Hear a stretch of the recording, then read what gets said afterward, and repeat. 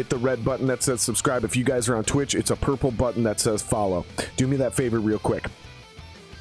Every single episode of this podcast is brought to you by Marco V Cigars, and I want to tell you about their 6-step process, okay? Step 1, from the seeds to the 9-foot-tall tobacco plants, every step is monitored by Marco V's agricultural experts. Each tobacco leaf section produces a slightly different flavor, so leaves are harvested in small groups to precisely select the flavor of each cigar. Step 2, leaves from the part of the tobacco plant are hung... God damn it, I can't read, you guys. Step 2 is the curing. Leaves from every part of the tobacco plant are hung in the Dominican and Nicaraguan curing barns, beginning the leaves transition into the brown, curled tobacco that you guys see inside of the cigar. Step 3 is the fermentation process. After the curing barns, the leaves are fermented in pylons to remove distracting taste and enhance the purity of the tobacco. The entire process can take up to a year, and that's time well spent in the pursuit of the best cigars in the world. Step 4 is the roll. Each of the cigar rollers has at least 15 years of experience, guaranteeing that your cigar was made by somebody who knows and loves this art. Quality still comes from the hands. Step 5, that's the aging process. Marco V cigars are aged for up to 5 years, allowing for flavors to blend and mature.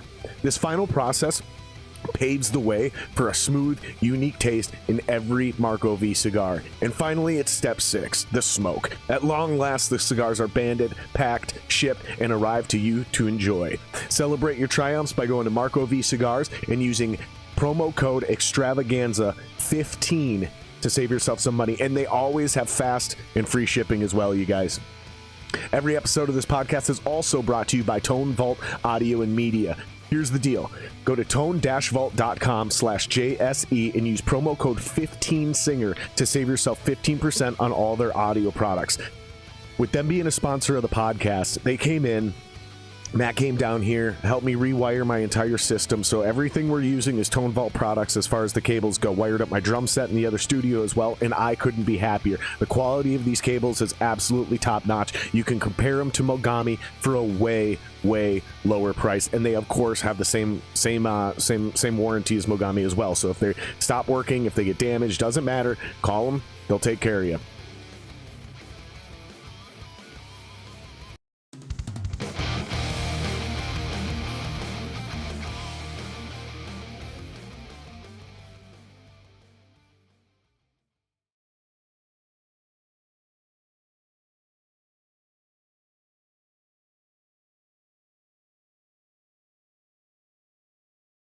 Up.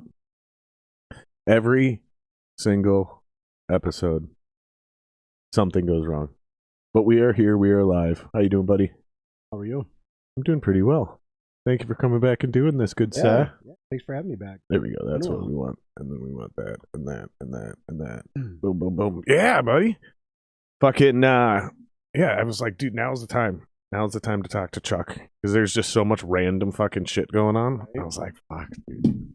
We haven't fucking hung out in a while. I'm like, dude, you know what? Instead of going to the cigar shop, or the lounge, I guess you'd call it, right? I'm like, fuck it, dude. Let's just hang out here. Here.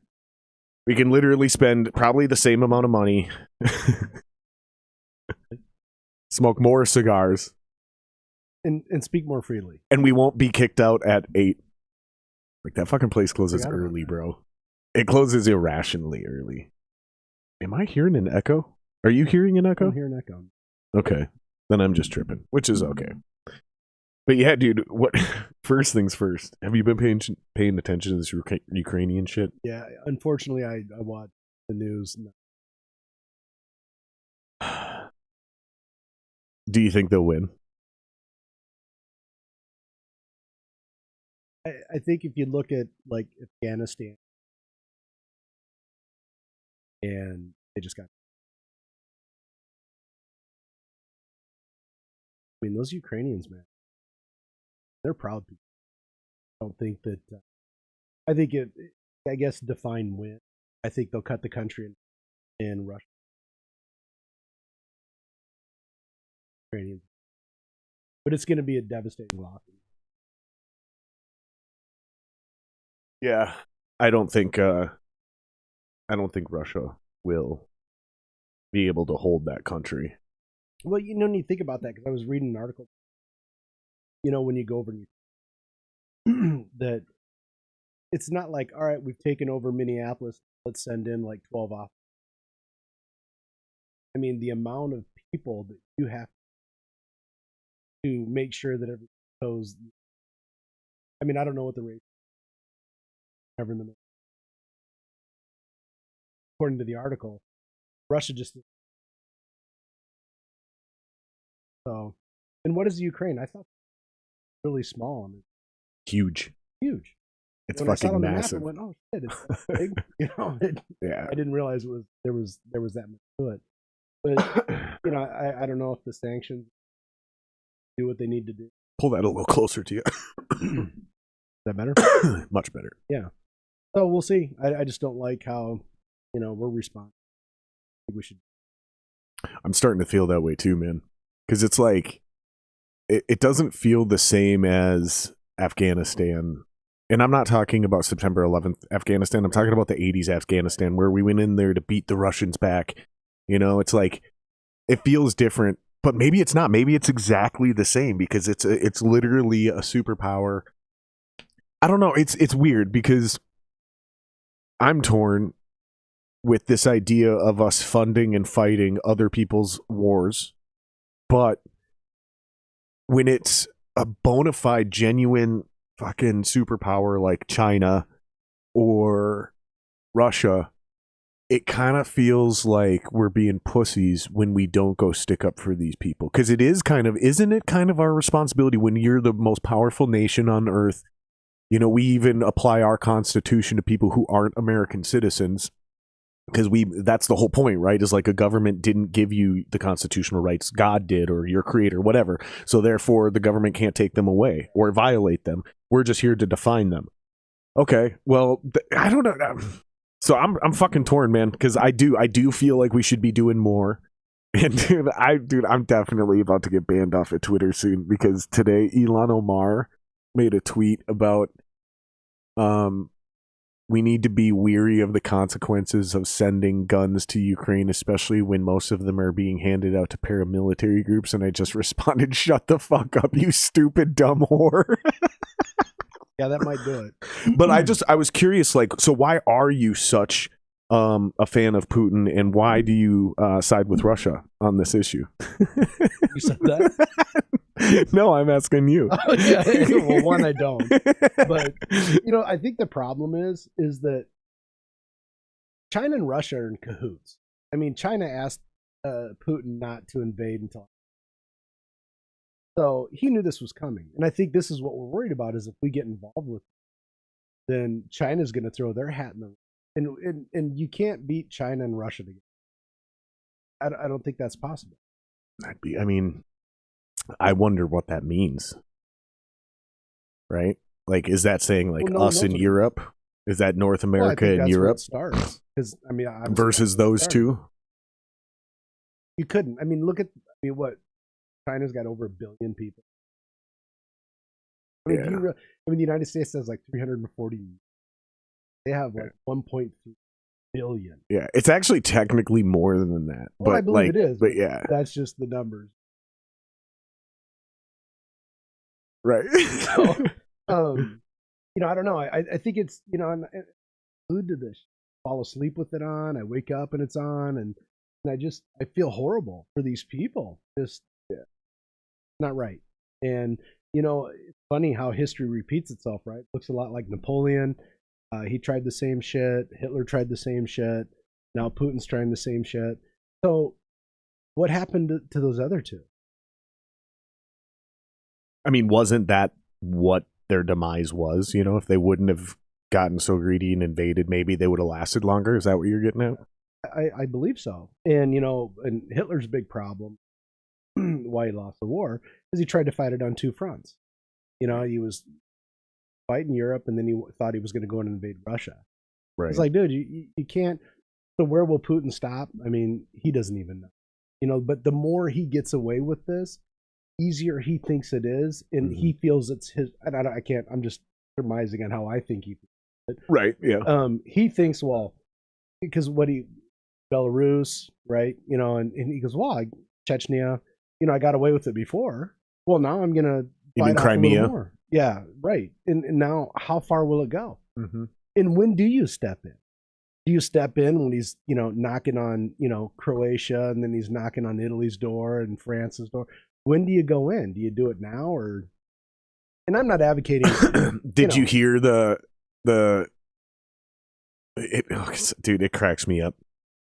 So it's clear. You remember? Okay, so let me just state my resolve. John Wheeler, shout out to John Wheeler, gave me a great tip for holding myself more accountable during these things, because I always go on rants and lose my train of thought. So he's like, state your resolve and then make your point, so people can help you get back. So it's the denazification, right? And Nazis. Yeah. Okay. So we've heard that rhetoric for 2, 3, 4 years here in America, right? And almost anybody with a brain was like, get the fuck out of here with this fucking neo-Nazi KKK bullshit. Right. You're still hearing it today. Yeah. You're still hearing it from people like fucking Ilhan Omar and other idiots going, the biggest problem in this country is white supremacy. Like, listen, man, that fucking KKK shit is out of style. When they did their KKK rally, do you remember...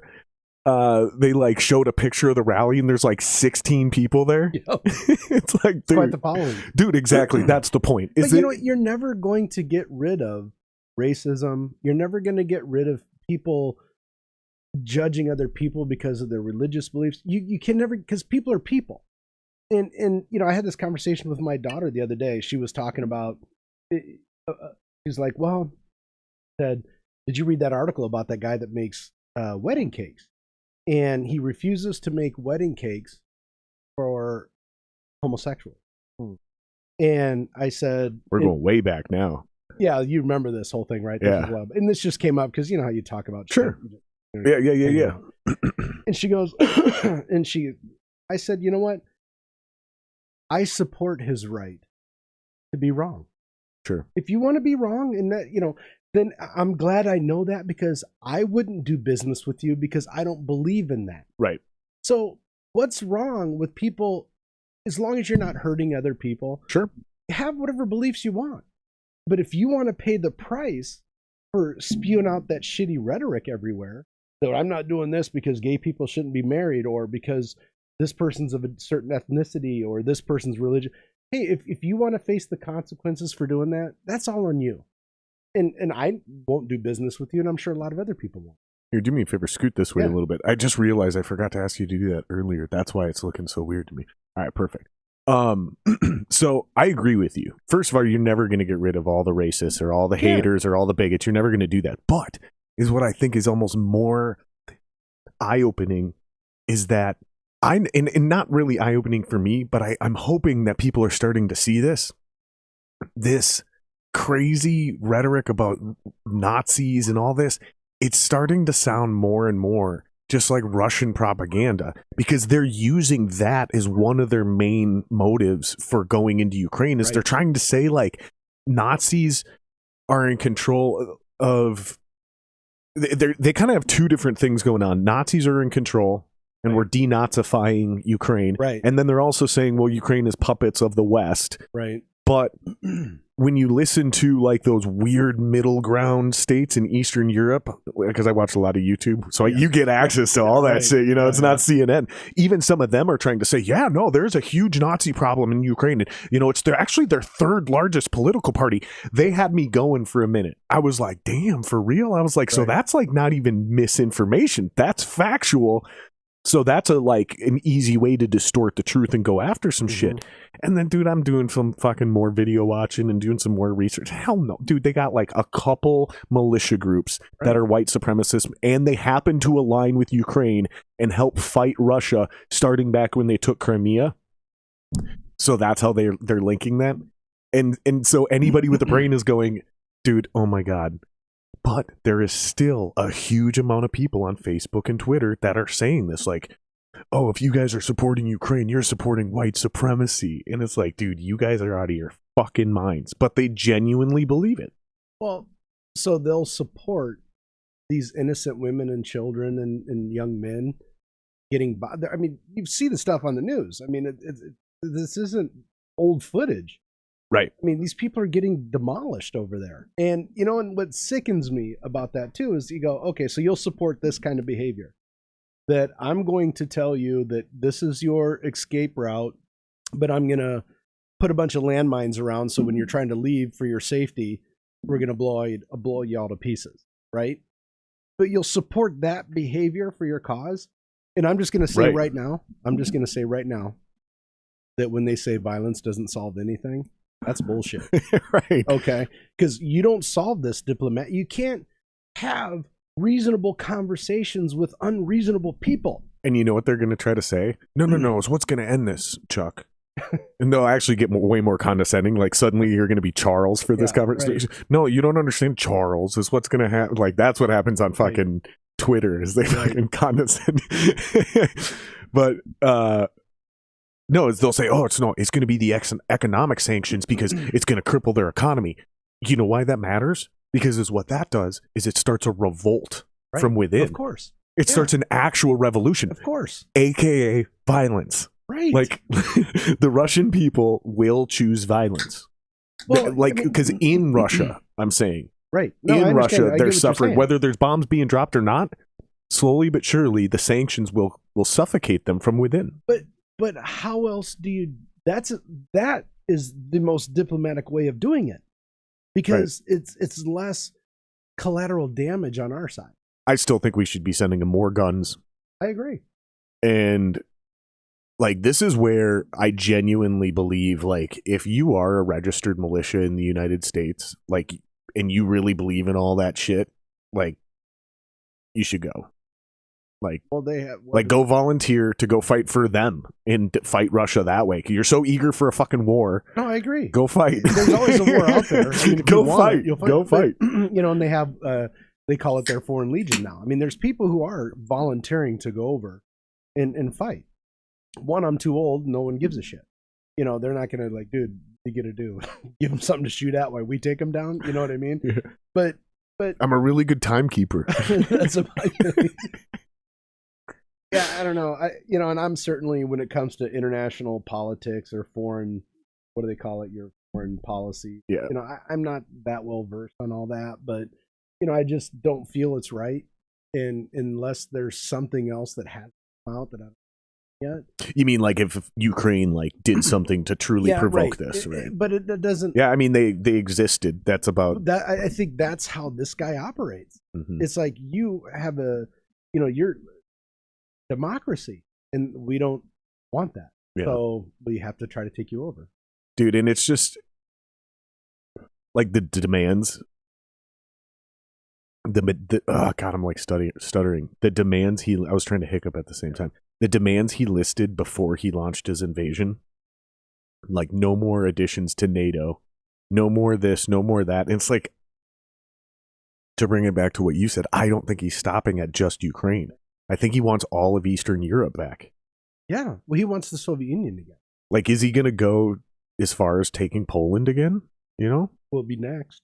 Because it's next door. Because I don't think he's going to get to... I don't think Germany's going to give up half their country. Like, how far does... That's what I'm getting at, is how far does he want it to go? Does he want to get all the way back to the Berlin Wall?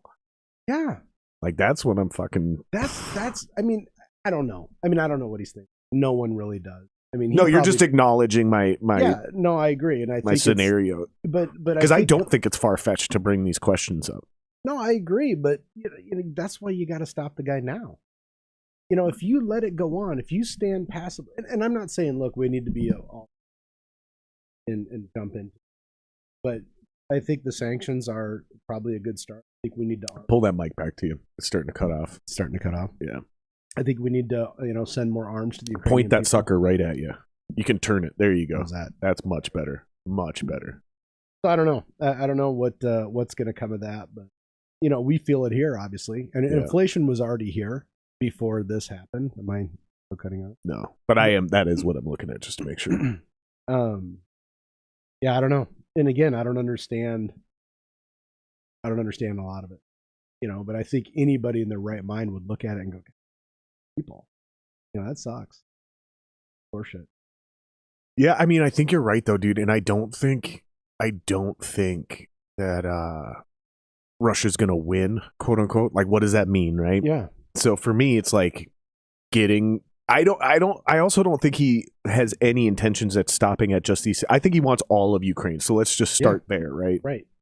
Like, as long as we can agree that we think he's going to try to take the whole country, we can at least have that discussion. And I do think he's going to try to do that, but I don't think he's going to be able to. I just don't think.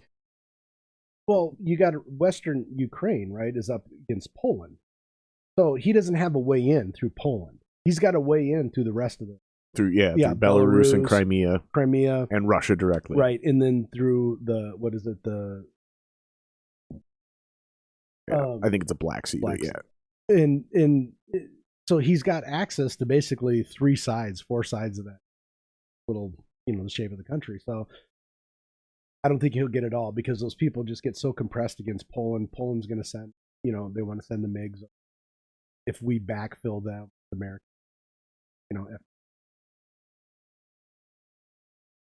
that's yet to be seen. As far as I know, they haven't done it yet. Oh, fucking crazy! It is crazy.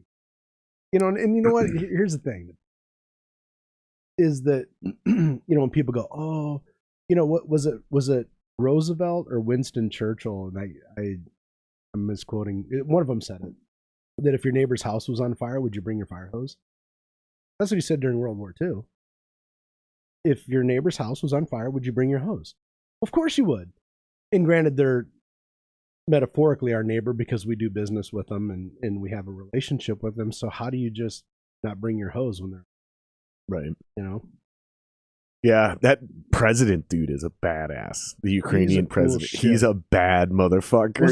Was he on Dancing with the Stars? Did I see something there was about something. There was something going on. I can't remember what it is. I think he used to be a boxer or some. I can't remember what it is. People are gonna eat me alive for this because I can't fucking remember. Yeah, I don't recall. But he's a bad motherfucker, dude. Mm-hmm. Like somebody said something.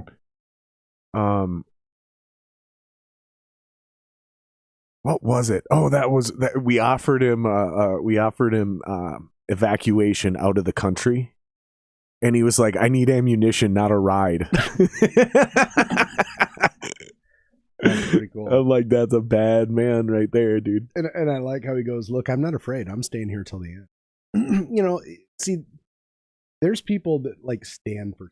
Yeah. You know what I mean? He's like, I will die for this. Mm-hmm. And most people don't have those kind of convictions. So hats off to the guy. I hope he pulls it off. I think they will win. I think this is going to be Russia's version of Vietnam because they were able to roll over other countries. This happened to them in Afghanistan. I remember back in the what was it? Remember in LimeWire? It was like you download. Oh yeah, all kinds of like videos and songs, and pirate music, and all that. I remember I downloaded this video one time that something Afghanistan something, and it was a Russian soldier that they filmed him getting his throat slit, and it gave me nightmares. Sure. But I was, and then I, then you start reading up on Russia and Afghanistan, on the amount of loss they had, because, and we experienced it, like you said, in Vietnam, because when you get in there, you don't know who the enemy is. Right. You go to the store during the day and you buy a loaf of bread from this guy running the store, and at night he's slitting your throat because you don't realize he's a Viet Cong. Right. And that's exactly what, my parents were from that generation where they were in Vietnam. A lot of friends were. And that's one thing they said. It was really hard to distinguish who your allies were and who was the enemy. And that's what they're going to run into in the Ukraine. They're not going to know. Dude, I mean, yeah, they have women that are like, oh no, we're going to fight. Like, we're here to fight. Like, we're definitely getting after it. Dude, they were handing out guns to if you were over 18. You just imagine that. Dude, they come down to the courthouse. They all did get their asses kicked, though. Did you read about that? No. So I can't remember what city it was. Yeah, where they just handed them out all willy-nilly. That city got taken pretty quickly. Right. Yeah, because those people didn't even get any training and had no idea how to use a gun. Right? So like, yeah, cool, you got an AR-15 or whatever, but you don't know how to rack it. You don't know how to do anything. Right. You're literally useless at that point. Almost a liability. Because I think you got this flank, but you don't have shit. Right. That's almost worse than anything else. You think you're covered, but you're not. But so they did it again in another city, but they made them go through a 2-day training course. And they haven't taken that city yet. I can't remember the names of these cities that they all get. I can't pronounce half the names of them. I know, right? We sound so ignorant. We sound like so like educated, but also so stupid. Well, in other words, American. I don't know about we sound educated. Maybe you do, but I don't know. It's gonna. I think it's gonna take a long time. I think that could potentially go on for you. And how many lives? And I'd really like to know how many Russian soldiers have lost their lives. I saw the count on the news for civilians. Yeah. So far, the numbers are low for a war, but it's fucked up because they are bombing civilian places. And I found out is what probably is happening is Ukraine has a lot of like military outposts, ammo depots and shit like that, like hidden right in the city next to civilian structures. So they're hitting these military outposts and places and they're not as super accurate like ours are, especially a lot of it's artillery. It's not like a missile, like a guided missile. And so that's why these other places are being hit. And you got to think, man, in a time of war, we would set up temporary field hospitals and different things inside schools and other places. So when they're bombing schools and they're bombing civilian, it's like, well, yeah, of course. They bombed a hospital. Well, of course, because that's where they had, a tank stashed and blah, blah, blah. But it's such, I went on a mountain biking trip through Romania a handful of years ago. So Romania's part of the you could see there was a lot of remnants of like where they had military bases.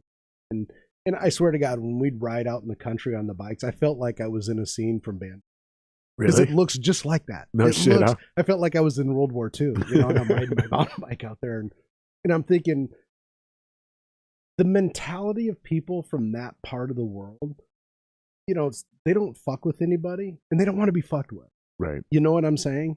And you'd go through these small towns and you'd see like this huge military bunker that was like current, so just looks so out of place, because this town has been around for, 300 years, and all of a sudden you've got an up-to-date and they were everywhere. They had little pockets of so that's why these little towns are getting demolished, because they do have that presence there. Yep. So they're just crushing the shit out of them. And most of these people, they're like farmers. You know what I mean? It's not like what are you doing? You know what I mean? I don't get it. Hard to say. Hard to say where it'll go. They're tough people, though, man. They are tough people. Well, imagine, and talking with the people over there, they remember when Russia still controlled Romania. Mm-hmm. So when you're having a conversation, that's fresh in their minds. It's not something that, because what the wall come down in 90, 89, 90? Something like that. So, I mean, something's saying 88 in my brain. Well, just think, if you're, 40 years old, 50 years old, you remember what it was like to be under Russian control. Oh, it was 89. I don't know why I thought it was 88.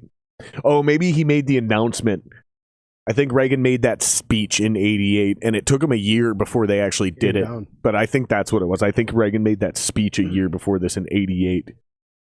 Because it was like one of the last like coherent moments of his presidency, if I remember right. Well, it was one of the last things he did, really, before he left office, because Bush was elected in 88. Yeah. Yeah, because Reagan was elected in 80. No, because the first time I voted, I think, was... I can't even work on that. It could have been, but it wouldn't have been for president then, because George... Ross Perot. When did Ross Perot run? 92. He was running against Bush in his re-election and Bill Clinton. It was Clinton, Perot, and Bush that year. Yep. Mm-hmm. Dude, I know too much about the presidents. I mean, we could talk about Washington. Like, I could bring you through almost each president and tell you something about their presidency. Like, it's something I got obsessed with when I was a kid, and still to this day I find it fascinating. Yeah. Really? What do you find fascinating about that? I don't know where to start. One thing I will tell you, though, without going on a 4-hour rant about just this, is everything we're dealing with now, we were dealing with at the beginning of our country. Right. None of the issues we're dealing with are new. It's very much cyclical. Right. And you know why that is, though, right? because there's a common denominator. Humans. People. Yeah. People. Yeah. People are people. Exactly. It's like, the story of the scorpion and the duck, right? Yeah, I thought it was the scorpion and the frog, but I've tell heard it for people. Tell it for people. So this scorpion is on the side of this creek, and this duck comes swimming up, and the scorpion says, "Hey, man, give me a ride to the other side of the creek." And the duck says, "No way." I says, "I don't want to get stung. I'm not doing it." And the scorpion, "Hey, look, I just need to get to the other side. I won't sting you. I promise." So finally, the duck relents. Scorpion hops on the duck's back, and they're going across the creek. And then the scorpion stings the duck. So now they're both going to die because the scorpion is going to drown. And the duck goes, "Man, you promised not to sting me." And the scorpion goes, "Look, I'm a scorpion. That's what I do." So people are people. And you can't change people. People have to want to change. But I think people as a mass won't change. Right. I mean, you're always going to have the outliers that think a certain way and people that want to behave a certain way. And hey, if you're not hurting anybody, what's funny about that, when you look at and I'm always amazed that people go, "You know what? They should be able to do this because it's a free country. You should be able to do this or that or whatever. You want to go do meth or you want to go do mushrooms. You should have the right to do that, but you can't have the right to your own opinion." Sure. I mean, isn't it hypocritical that you can have the right to live free how you want as long as you match my opinion? So that's a great segue, and I gotta look this up because I gotta make sure I quote this right. So I assume you're gonna be a big fan of this. Okay, so Florida Senate passes controversial school measure. Okay, it's called the "Don't Say Gay" bill. Don't say gay. Yep, literally, it's called the "Don't Say Gay" bill. Republican Governor Ron DeSantis has signaled he would sign the bill, which would ban classroom discussion about sexual orientation or gender identity in primary schools. I assume you're a big fan of that move. But that, I think, is quite literally against the First Amendment. So, I would understand if it's a regulation for just the teachers, right? But you cannot enforce that on the children because that's a public school using public tax dollars. We already went through this once. So why I use this as a segue, I said, because we were talking about the cyclical shit. There was a group of kids in the 60s or 70s that wanted to wear armbands, and I can't remember what it was for, right? But they reminded me of the armbands Jews were made to wear during World War II. Right. I don't think they were Stars of David, but they wanted to. And the school tried to tell them, "No, you can't. It's against the dress code. It's blah, blah, blah, blah, blah." Right. They challenged that shit all the way to the Supreme Court, and they were told they could do it because it's freedom of expression in a public school because it's a public funded program. You can't infringe on the constitutional rights of even a child. Right. So yeah, I don't know how that one's gonna end up panning out, but dude. I don't know. I mean, and we're reading the headline. We don't know exactly what all that encompasses. I should probably just look this up and put it on the screen so people know what the hell we're talking about. But that's such a touchy subject because why is someone's sexual preference need to be a conversation in school anyway? I don't understand that. Is this because the teachers are trying to educate these kids on how they should feel about this? Well, here's what Senator Annette Taddeo says. This is going to endanger the safety of our LGBTQ students and adolescents. We will not stop until this state moves forward and actually values everyone in it. Everyone, no matter their sexual orientation. So, obviously, everybody I've heard say or talk about this is saying it as if it's oppression and it's going to bring literal harm, like physical harm and mental harm, to gay kids. The bill says parents, your right to raise your children does not end when they walk into a classroom. The bill recognizes that parents are not the enemy. The bill simply says that there should be an age limit on certain discussions, not a new concept, nor is it radical. So I'm not going to read this whole thing, but it sounds like how we don't teach second graders about sex ed. Mm-hmm. It sounds like they're kind of doing something like that. So maybe it's like elementary schools.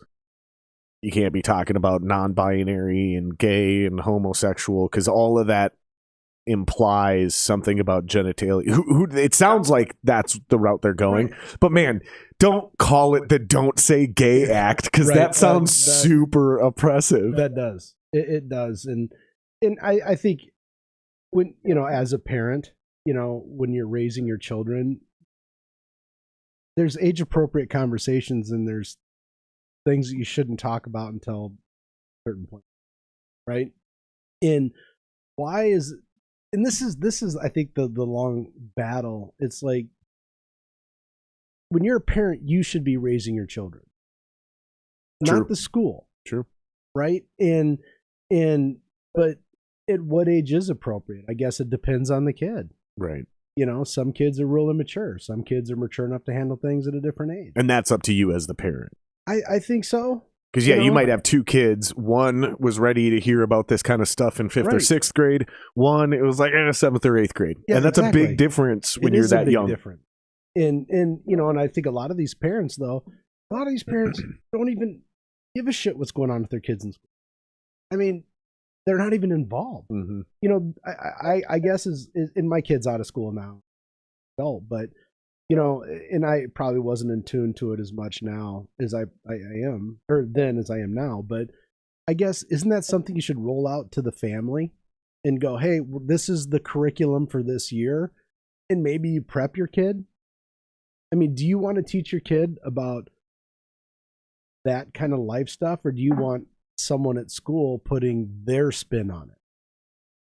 Because do you honestly believe these teachers are putting a neutral spin on things? Well, I also don't have a fucking problem with it if they're doing it on a state level in certain aspects of certain things, because it's like, dude, if all, let's just make it really simple. If all the fucking Muslims in America got together and moved to Idaho and took over Idaho the way the Mormons control Utah, and they wanted to pass some shit like that, like, yeah, we don't want sex ed being taught in public schools because we as Muslims don't want our children knowing that until they get married after 18. I mean, here's the thing is, if there's enough of you getting together in a state and you vote some shit in like that, I don't actually theoretically have a problem with it.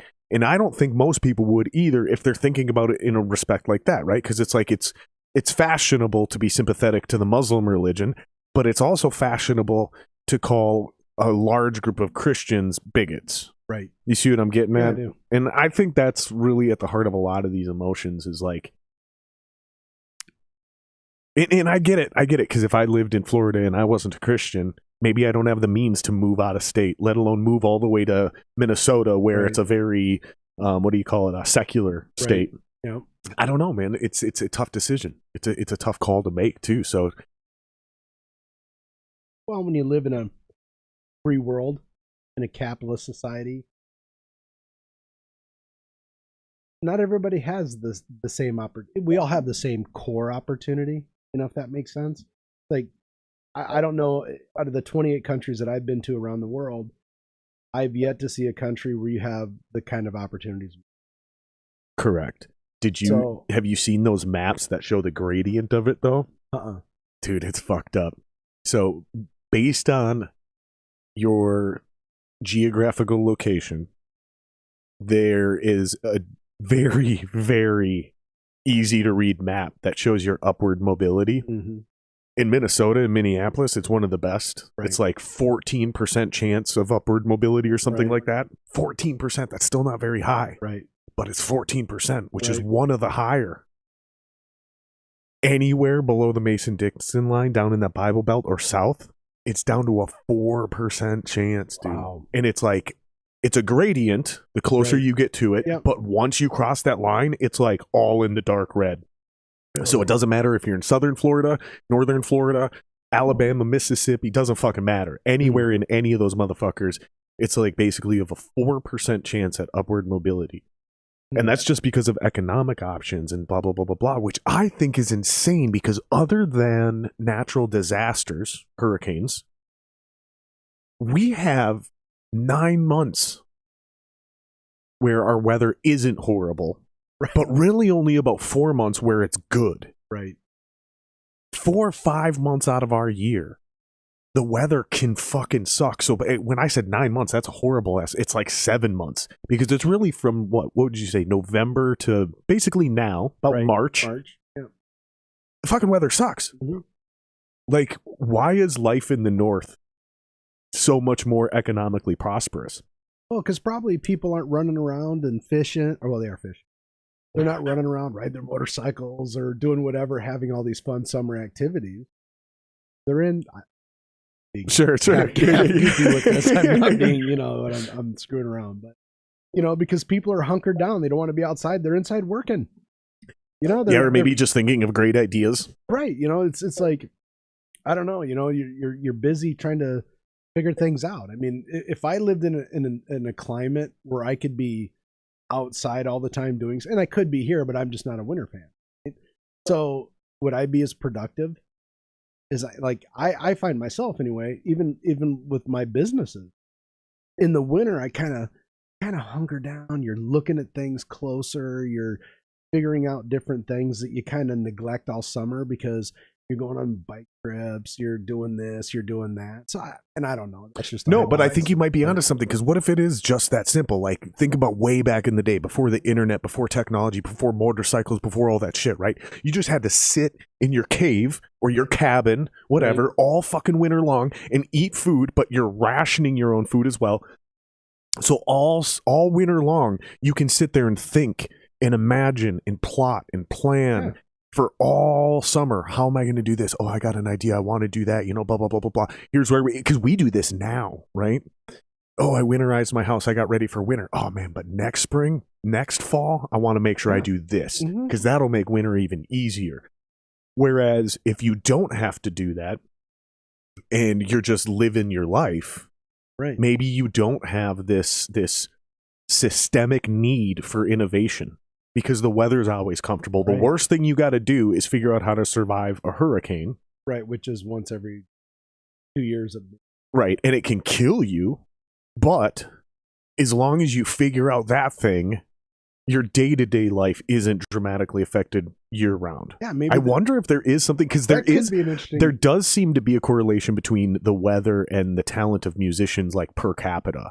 Right. I've noticed this. If you think about it, like Minneapolis and other cities like us have a large amount of really great musicians in a small group of people. Interesting. Yes, LA and New York have more musicians and more talented musicians, but there are 30 million people in each city. Right. There's only fucking 8 million in the entire state of Minnesota. So the fact that you have this many dope musicians here, it's kind of fucking insane. And I've said this openly and nobody has really either had the balls or I'm correct, and nobody's corrected me. The only town in this country that's a better music town than Minneapolis is Nashville. New York, it's just bigger. LA, it's just bigger. But I wonder if it's true about that, too, about the economic growth, about the economic development, because it sucks being in the winter. Yeah. You got to innovate. You got to figure out a way to make something. Well, and you have to prep, and you have to plan. And not saying these, I don't know, this is just a crazy it's highly theoretical, but I wonder if it does build a culture of that where it's like you just get conditioned to where 5 months out of the year you hunker down and you figure out ways to occupy your mind. And like you said, you're prepping, because I know like things we all do. I gotta cover my rose bushes or whatever the hell you're doing. I don't know. You're just getting ready, and you're more in tune to that, where I have friends that live in Arizona and I have friends that live in and they're always out riding in the desert, and they're UTVs and they're riding their motorcycle, and it's like they're not working at. What's a UTV? Like a ATV. Well, like what's the side by side? You just utility. Utility. So it's like, well, I mean, I'm not a snowmobiler. I'm not. I ice fished once a month. That's. Dude, you got to get. Ice fishing and snowmobiling are amazing when you're it's like playing video games for me. Mm-hmm. It's about the people. So like snowmobiling is cool, but when you're snowmobiling with the right group of people, it is a fucking life memory. Really? Like you'll never forget that weekend you guys went and rented snowmobiles and fucking went all the way across Mille Lacs Lake and bar hopped off fucking Minnetonka and blah blah blah blah. I mean, dude, it's cool. And same thing with ice fishing, right? Like you can go ice fishing by yourself out on the ice. Meh. You can even go with a few buddies on the ice. Meh. Right. You could even get like a nice little tent, fucking catch some cool fish. Yeah. Cool. Maybe bring a buddy or two, have some beers. Cool.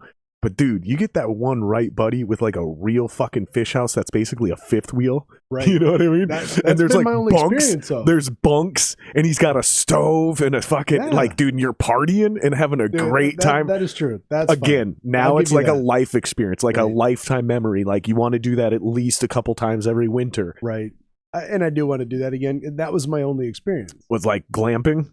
I mean, yeah, it's kind of like that. Because my cousin has one with Ice Castle, right? So and I was just out there. This was like 4 weeks ago. I think I was out there 5 weeks. He's like, yeah, come out. And he already had it out on the ice.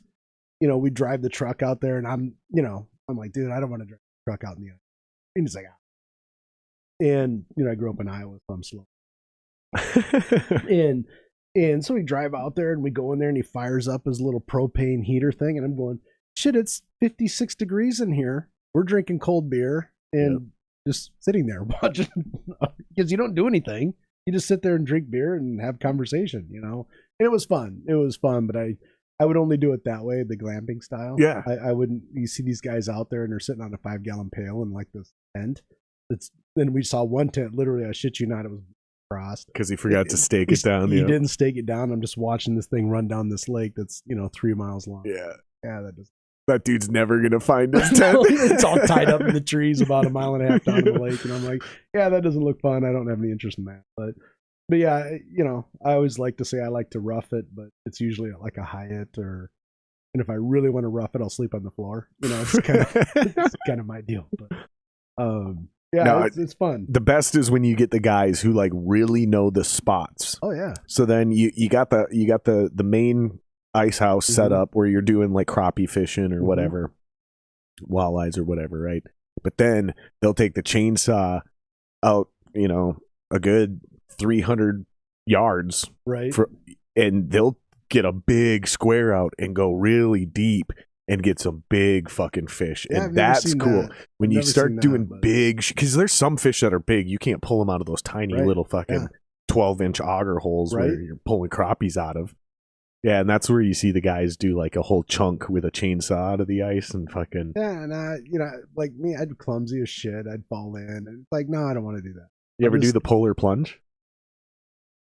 I don't like the cold. It's good for you, man. Yeah, I'm sure it is. Cold showers just. Cold shock there. Do you do cold showers? That sounds like a question, but do you do cold showers? I got a buddy who like that's his whole thing. I you know what I do is, and I read a book one time by Tim Ferriss. It's called The 4-Hour Work, and he covers everything from like setting up your deal where it runs and you can live without having to grind. Work for this. He always said, "Oh, if you want to stay fit, start your shower hot, but end it as cold as you can possibly." I'll do that. No shit. Yeah, it's weird. Yeah, I got a buddy who's obsessed with cold showers now. He's like, I'm telling you, man, you get out of there and you feel like $1 million. I'll take his word. My thing was the sauna into the snowbank. I like that. That's good for you too. They do that in Sweden, but you do the polar plunge. So you go from a super hot sauna, you jump into the lake, then you climb right back out, jump right back into the sauna or the hot tub. You can also do a hot tub. Oh shit. Yeah, because there's something crazy about shocking your system with the super hot and the super cold. Okay. Like creates like heat shock and cold shock proteins and shit. Something it's like really, really like actually beneficial. So how many people have actually died of cardiac arrest? I don't think it happens as much as you think. It's probably. I think it's extremely rare. No, I think it's like insanely rare. Because you'd think like that'd be pretty common. Like, holy shit, right? But all the people you see doing that are like fit. Yeah. You know what I mean? Yeah. Like you don't see a guy like He's rolling out of the hot tub and he weighs like 3 bills. That's true. You know what I mean? But They're you know what though? fit. They always are, although older though. They're never like super young people. They're never people in their 20s and 30s. It's people 40, 50, 60 years old. That's true. But again, you'd think way more like heart attack, but no, it's like, that's why I said it's not as often as you think, because it's like, I've never even heard of it, but I guarantee you it's happened a couple times. But yeah, you'd think it happened a lot, but I'm telling you, it doesn't. Like, it's because I mean, when you've done that, like you get out of the swimming pool and get in the hot tub, it's like, oh man, that's like, and then once you're in there a minute, it's like, and then you go jump back in the pool and it's like coldest thing you've ever felt. So I guess the same concept. But we used to do the sauna into the snowbank. And then I think we went from the snowbank into the hot tub, and then hot tub to the pool, and then pool back into the sauna. This was way back when I lived in an apartment complex. I was a little kid. Okay. And we had like the community pool with the hot tub and the sauna and shit. And they kept that open in the winter? Yeah. That's kind of cool. That was kind of the whole. That's a rarity. That was kind of the whole. Oh, it was an indoor pool. Oh, okay. It was like the whole thing was the hot tub was indoors, the pool was indoors. Yeah, that's the thing, is you had to put a rock in the thing so you didn't get locked out. But yeah, you'd run out as fast as you can, just dive into the giant snowbank right off the sidewalk. Of course. Oh, dude, it was like needles, bro. That's I was I'm building a house right now. Where are you building? I mean, without giving your address away on the my internet. address is 1234 Main Street. Main Street. South Dakota. Just the whole state. Just exactly. Out west of Medina. So you'll be out there when it's done, but I want to get. You're going farther west. Yeah, but I'm like 2 minutes from my office. I literally. It takes me 3 minutes. I know. Dude, why are you bitching? All you got to go do is go down 55, and it's like an hour drive. Really? You're bitching about that? I'm just kidding. You come down here all the time. I know, right? But I've seen these outdoor saunas that look like a little capsule. Some are round and some are kind of rectangular, but you put them out like in your they're permanent structures. I'm sure you can move them because they're small enough, but they're permanent structures. I got to get one of those for my backyard. I got to have that. I think that would just be cool as shit. Fuck yeah. You know what I mean? Just go out and just sitting there and just get like sweaty as hell and just run out and get in the snow. Dude, when we finally finish our wraparound deck in a few years, I think I'm going to build one into the deck. That would be cool. Because then I can just run the conduit right out of the side of the house, build it in, and I'll just make it electric. You know what I mean? Just heat up the coils with rocks. And perfect. I just got to set up the one. Dry sauna. Yeah. Yes. So do I do like the steam room idea. No, it's... But a dry sauna would be, especially in this climate. I don't think the steam is necessary either. I don't think so. I really genuinely do not understand the point of a steam room, because it's like I'm already sweating from just a regular sauna. Right. Like, I don't, unless it's one of those deals where that's the only way they could create a super hot room like that was originally with steam. That could have been. You know what I mean? Well, you can ask Putin. Yeah, I'll just ask. I'll call him up. He's my boy. Yeah, he'll give you all that. I was watching, have you ever seen, it's like a documentary, what do they call it, where it's like a show, a documentary? Like a mockumentary? Like a fake documentary? Well, no, it was a real documentary. It was called Operation Odessa. Oh, but it's a TV show. No, it's just it's a documentary about when this guy was a drug dealer, and they called it, I can't remember.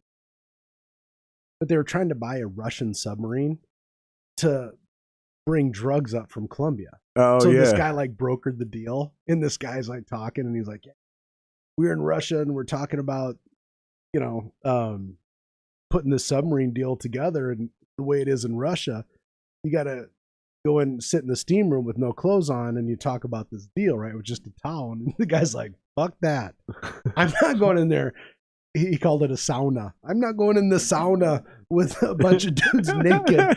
But they feel, and he was telling the story that, because you have nothing to hide, right? You're basically naked in front of like 8 other dudes with a towel around you. So they trust you. You're not getting naked in my sauna. So keep your. But Operation Odessa, you got to see that. It's about the cocaine era in the 80s. And dude, the thing is, dude, is they like definitely did that, and they ran drugs for a long time. Oh yeah, in a sub, and there's been more than one sub that has been busted and seized.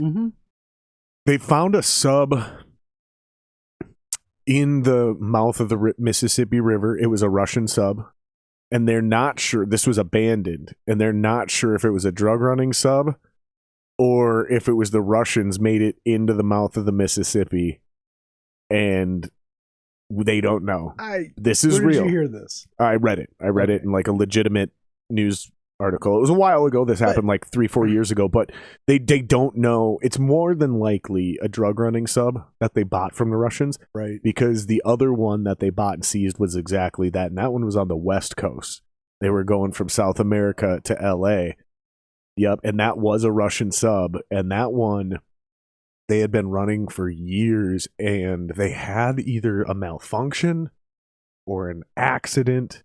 Something happened, and that's how they ended up getting busted. Like, it wasn't, from my memory, it was not them investigating and intercepting the submarine. Right. It was like something went down, and that's how they got caught. Well, and you see those ones, because they have those makeshift. It's amazing what people will do. You know, like, you ever see the movie Con Air?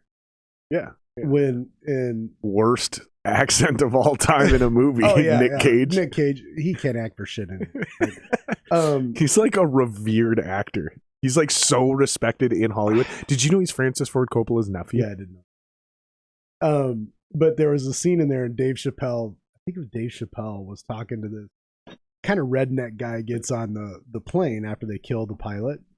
And he goes, man, it's amazing what you white trash motherfuckers know how to do. And he's like, yeah, and he takes off in the plane, right? So it's like amazing what you think. Like, there's no way this person knows how to figure this shit out, and they figure it out. And, you know, I watched that shit on National Geographic about the drug traffickers. And, you know, and they're making these makeshift submarines that looks like it's made out of, what was that old paper mache? You know, it just looks like this thing fucking works. And they're sitting in that thing for like 3 days. It's pumping diesel fuel, you know, exhaust inside this, you know, and it's like only this little thing's out of the water, you know, so they can see what's going on. And it's like, these fucking guys will live in this thing that's probably about the size of this table right here, running drugs for 3 days. Yeah. And it's like, and they go, well, you better do this or you come back and your family's all dead, you know, and they're kind of trapped into it.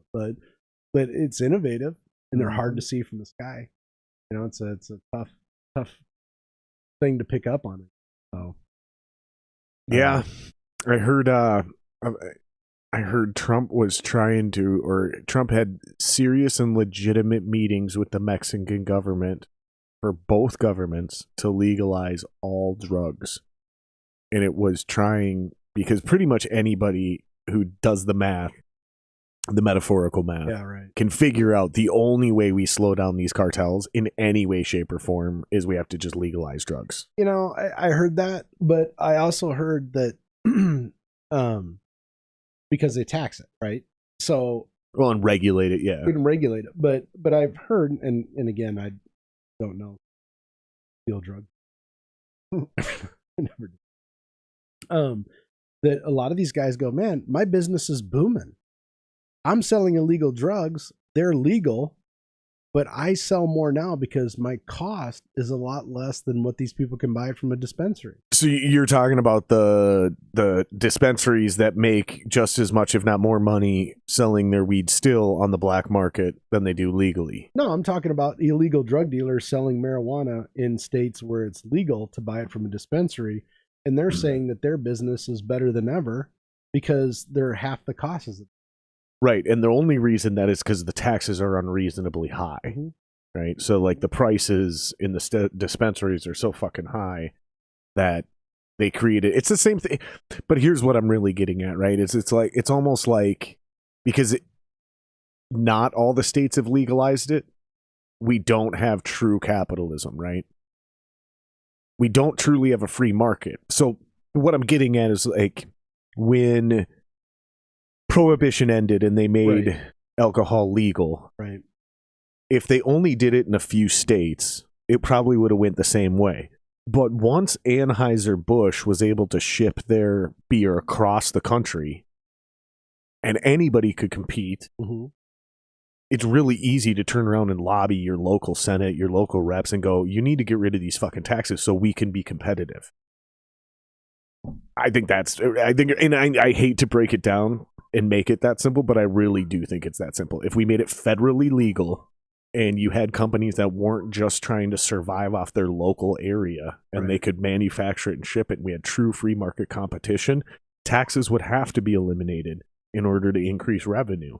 So if you legalize, and this is a tough conversation, how do you legalize all drugs? I mean, so you're, hey, you want to go get some clean meth, or you want to do some fentanyl, you just run over to your local dispensary and purchase this stuff? So the way they do it in and I don't want to quote Amsterdam. I don't want to quote specific countries, but there's a bunch of countries that once they legalized heroin, and yeah, you would go to a hospital. You wouldn't go to like your local dispensary, like Amsterdam. You can get whatever you want wherever you want. There's other countries that did it like under a doctor's supervision, and people would literally stop doing heroin because they didn't like. The theory is this: is like what creates a junkie is making it illegal. So when they want to do it, they have to go hide in a shooting gallery away from society with unclean utensils, unclean drugs, and that's where you get overdoses and all kinds of crazy shit. But if they could go sit down and do it in a clean room with a doctor, they don't immediately become a criminal. Surprisingly, the numbers actually show that this is a valid theory, and it has worked in other countries where they actually have less chemical dependency problems than we do. So I don't know. I mean, look at like the opium dens. Yeah, that you'd go to an opium den. I don't think it was illegal then, but I don't know. I struggle understanding that. You know, and is it because, so what's going to stop that person going, well, I can't get into the doctor today, so I'm just going to go buy some other shit? I think very little would stop them from doing that. But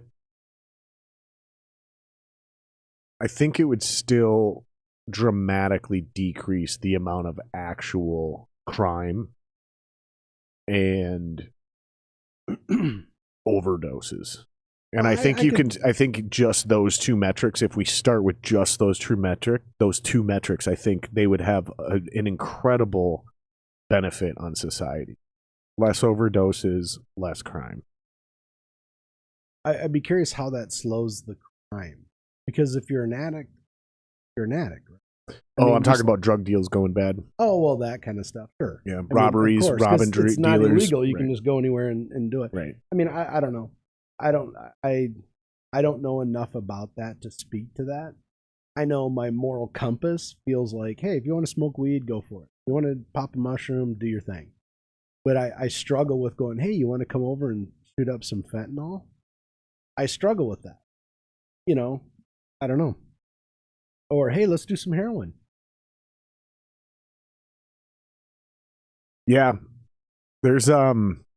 There's dudes on Rogan and shit that have admitted to like they use heroin like daily, and they're like there's doctors and surgeons and they're high level people that are regular heroin users, but because they don't end up in these shooting galleries, right? They don't have to hide out, they don't have to take all these other things, they don't develop those addict type character tics until the day they can't take it.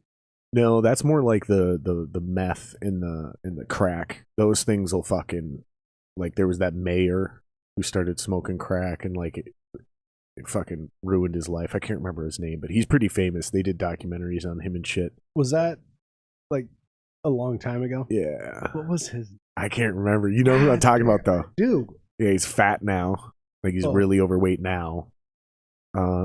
Older dude. I can't remember his fucking name, but yeah, I mean it happens, right? It does happen, but there's something about like when when the Vietnam soldiers went over to Vietnam, there was an astronomically high number of them who did heroin over there. And then the ones who came back and like were able to reintegrate into society, like get a job, find purpose and meaning, didn't do heroin anymore. And they quit borderline cold turkey, like with almost no issues. But the ones who went back into like a shitty, poor life where things were fucked up, they started using heroin right when they got back and continued to be junkies post-Vietnam. So it's almost suggesting that your quality of life and your mental happiness almost are more important to you becoming a junkie than the actual drugs you're doing. That's what the data is kind of suggesting. It is interesting, right? Because you know lots of people who smoke weed and are perfectly fine, highly successful. Sure. I mean, fuck, look at Michael Phelps, right? Like, whatever. And then I know a lot of people who always said he was the poster child for someone that can't smoke weed. Right. Right. I mean, Snoop's another one. Like, damn well Snoop Dogg works his ass off, but he's smoking weed all day, every day. Yeah. And some people would go, well, imagine how much better they'd be without weed. Well, whatever. They're still extremely successful by any metric on this earth. I agree with that, but not everybody can do that. That's what I'm getting at, is then we also know a group of people who they have a couple puffs and they're done for the day. They're fucked. Comedians, politicians, high-level CEOs who drink during the day, and they're fine. And then you have guys like me where it's like, I have 2 fucking drinks, and I'm like, I'm in party mode now. Yeah, like we're not time to rock and roll. Yeah, we're not being constructive for the rest of the night. Like, no, let's fucking rock. Right. But how do you? Because I've always felt this way about it. Like, I drink because I want to, I enjoy cocktails, have a couple cocktails, but I can quit drinking, and it doesn't really affect me. No, I'm good. But like some people, once they have a couple drinks, it's like, dude, it's Katie bar the door. They're going on. Yep. So why is that? Is it because they're letting go of their inhibitions, or they're insecure, or they feel like they can be more secure with this, courage out of a bomb kind of thing? And I can take it or leave it. I mean, I like to drink, don't get me wrong, but I don't care. I mean, I don't need to I got to be drinking. And I know guys that just, unless they're drinking, they can't have a good time. I know what you mean. There are certain events I won't go to unless I can drink. Like, for example, sporting events.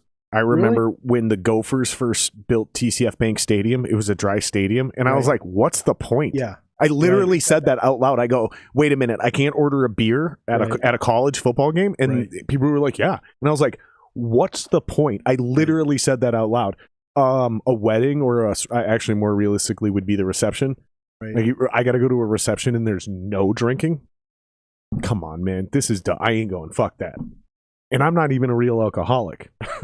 You're a fake one. I'm like I'm like, no, but you know what I'm saying, right? I mean, some people can take it, and some people, I think if you have to have that substance to get through your day, I think that's a problem. Here's a great thing, right? To hop on what you're talking about, like having a drink or two, whatever. Because I just got done saying, like, if I have a drink or two, I'm in rock and roll mode. Right. Is what I mean by that is, if we would have started this podcast at noon and we would have had 2-3 beers, I'm not saying I'm blackout drunk by the end of the night. Right. But I'm definitely not gonna suddenly go play drums and write a song. Like, I might actually jump on the drums and write some music, but it's not gonna be constructive to where I'm tracking and I'm having this great night. No, it's just not that. I might grab my guitar and write some epic riffs, but they're gonna be sloppy. They're not gonna be well executed. However, I can absolutely, after you leave, I have only 2 beers sitting in the mini fridge, and I might drink those 2 way later tonight and then just go to bed. I don't have to keep drinking. But I don't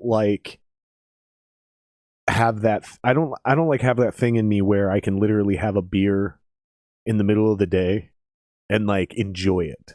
Really? Yeah, because it's unless it's with a meal. Right. If I'm doing it with a meal, that's a totally different story. I can legitimately have 1 or 2 beers with a meal and then just go about my day. No one goes to go, oh my God, I'm just dying of thirst. I got to have a beer to quench my thirst. Unless you're working outside in the summer. right? Yeah, but, cold light beer. Yeah, but that's not to quench your thirst. That's just to relax after you've done all the work. You think? I'm serious. I'm being serious. I'm exploring this with you because that, to me, it feels like I want a light beer, quench my alcohol thirst. Doesn't make you unthirsty. True. Very true. So it's like it dehydrates you. True. So you work your ass off and you go, man, I just want a couple cold ones. Yeah. And then you know what you do after you have a couple cold ones? If you stop right there, you go in and get a fucking glass of water. No, I keep drinking. That's what I mean. Right. I keep drinking. Or I day drink, like while I'm doing the hard work. I start day drinking with light beers, and then I'm doing shit outside all day, like landscaping or building the fence or whatever. No, and I get that, and I'm all for it. I mean, I don't, I'm not like this spring. It's going to be chopping wood. Well, yeah, you got to get ready for winter to be more successful in the quadrant. I have a grip of wood from when the neighbor had her tree chopped down. Yeah. So when you want to have bonfires over the summer and fall and shit. Yeah, so of course. We got the wood last summer. This summer I'll be doing a lot of chopping it. I'm going to want to drink some beers while I'm doing that. Well, no, I get And it's not to quench my thirst. No, it's because you're right. You're right. It's not to quench my thirst. Otherwise you drink a Gatorade. Right. You know what I mean? It's not like it's just. And you're right though. After a hot day out, man, you're working, mowing the yard, whatever the hell. There is nothing better than just like I want that shit so cold when you open it, it kind of freezes on the top. You know what I'm talking about? Yep. That reaction. Almost a little slushy. Yes. And it's just like, that's great. It's awesome. I love it. Yeah, you put it right at 32 degrees or 33 degrees. That's what it is. You got to do 33 degrees. Yeah. I mean, it's good. Oh, man. But some people just don't have a shut-off valve. Once they start, they can't stop. Yeah, and it's funny because I do have the ability to just have one or two and move on with my day, but I just don't like doing that. So now is what I do is I just choose when to drink, like how I'm going to drink. Like tonight, I'm going to have 2 beers and go to bed. But maybe come Friday night, right, I might be like, I'm going to buy a fucking 12-pack and I'm going to fucking sit here and I'm going to get hammered. I'm going to fucking drink some beers and smoke some cigars and play some video games and I'm going to get shit-faced. Why not? I enjoy having a few cocktails and getting the buzz going. It feels good, and I don't need to, but I do enjoy it. I love it. I just don't like how I feel for the next day or two afterwards. That's what's fucking me up. You're getting fucking old. Yeah, and it's harder to like get back to being constructive the next day because the next day I'm like I don't feel like doing shit. It's like okay, fine, it's Saturday. And then Sunday, I'm like, I still don't feel like doing shit. And it's like, okay, but tomorrow. I know, I'll get it and tomorrow. then you wake up Monday, and I'm like, I still don't feel like doing shit. But then you finally go, I got to do it. I got to get it. Yeah, I don't know. It's the legalization of all drugs. I don't know. I can't argue that because I don't know enough about it. I can't say I'm buying it. I'm subscribing to it. Try one of these mock OVs. This one's coming undone on you. Got to be careful. That's the thing is like, if it's a $3-4 cigar, there's no guilt. Matter. You're like, I'll clip that. If you can salvage it, do it because that is a good cigar. But man, that's one of the things I don't like about smoking expensive cigars is like if it goes bad, you just feel guilty. You're like, I wasted so much money. It's like a bad night of drinking. You're like, wait, $200? I know, right? That's the worst too. And then I paid to feel this shitty, but man, I had a good time getting. What's the most you've ever spent and regretted spending at the bar in your entire life? So not, it doesn't even have to be a large dollar amount. Not even the most you've ever spent. You see what I'm saying? Yeah, no, I do. Like just out partying? Yeah, like you went out to the bar and you woke up the next morning and you're like, man, that shit wasn't worth it. I shouldn't have spent this much. Like for me, there's been many times I've gone out and spent $200, but there's only been a couple of those times where I regretted it. Dude, I've gone out. I've had like a $1,200. You're out. Get into. Everybody's getting food. The bill comes, and so you're like, this kind of sucks. And then the next day, when you see the receipt in your pocket, you're like, in there. Or you go and you got like quite a bit of green in your pocket. And you go, where the fuck did all my money go? Because you know how easy it is when you're paying as you go. It just goes like that too. It's like no problem. I'm ripping off 20s or bennies or whatever, and then you go, you know what I could have done with that $800 or $1,200 or That's why when Kate and I do the state fair, we both pull $200 cash, and then we shouldn't spend all that money. But if we do, right, like that, we're done. We don't even bring the cards because it's like, no, there is That's there is no chance to go over right this dollar amount. Like, but when you do that too, and then you come home and you got like $40 left, don't you feel like you're the shit? It's like because you didn't spend all your money. I didn't spend all my money. It's like, yeah, dude. There's been a couple times we've come home with like $200. Yeah, well, we both go with 200, and we still come home with 200, and it's like, what? And we were worried we were like spending too much money throughout the day, because it's like next year, everything's going to be $10. You know how at the state fair everything's $5. Yeah, everything's $5.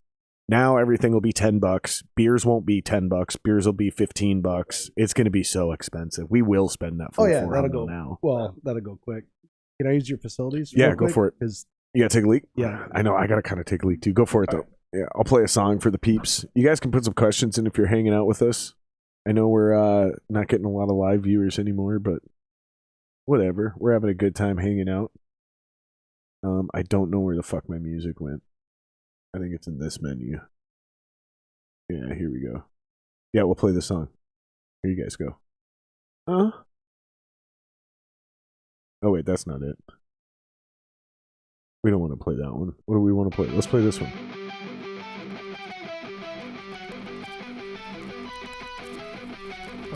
Revolution without dancing is a revolution not worth having.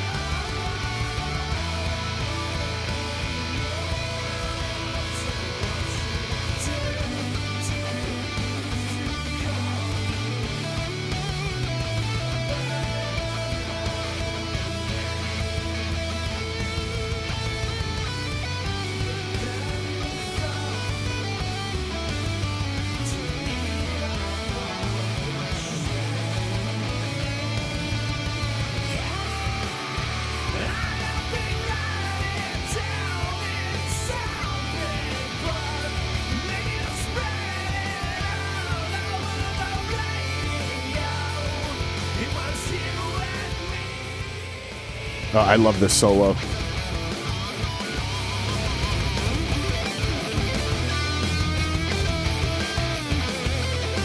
Pretty good.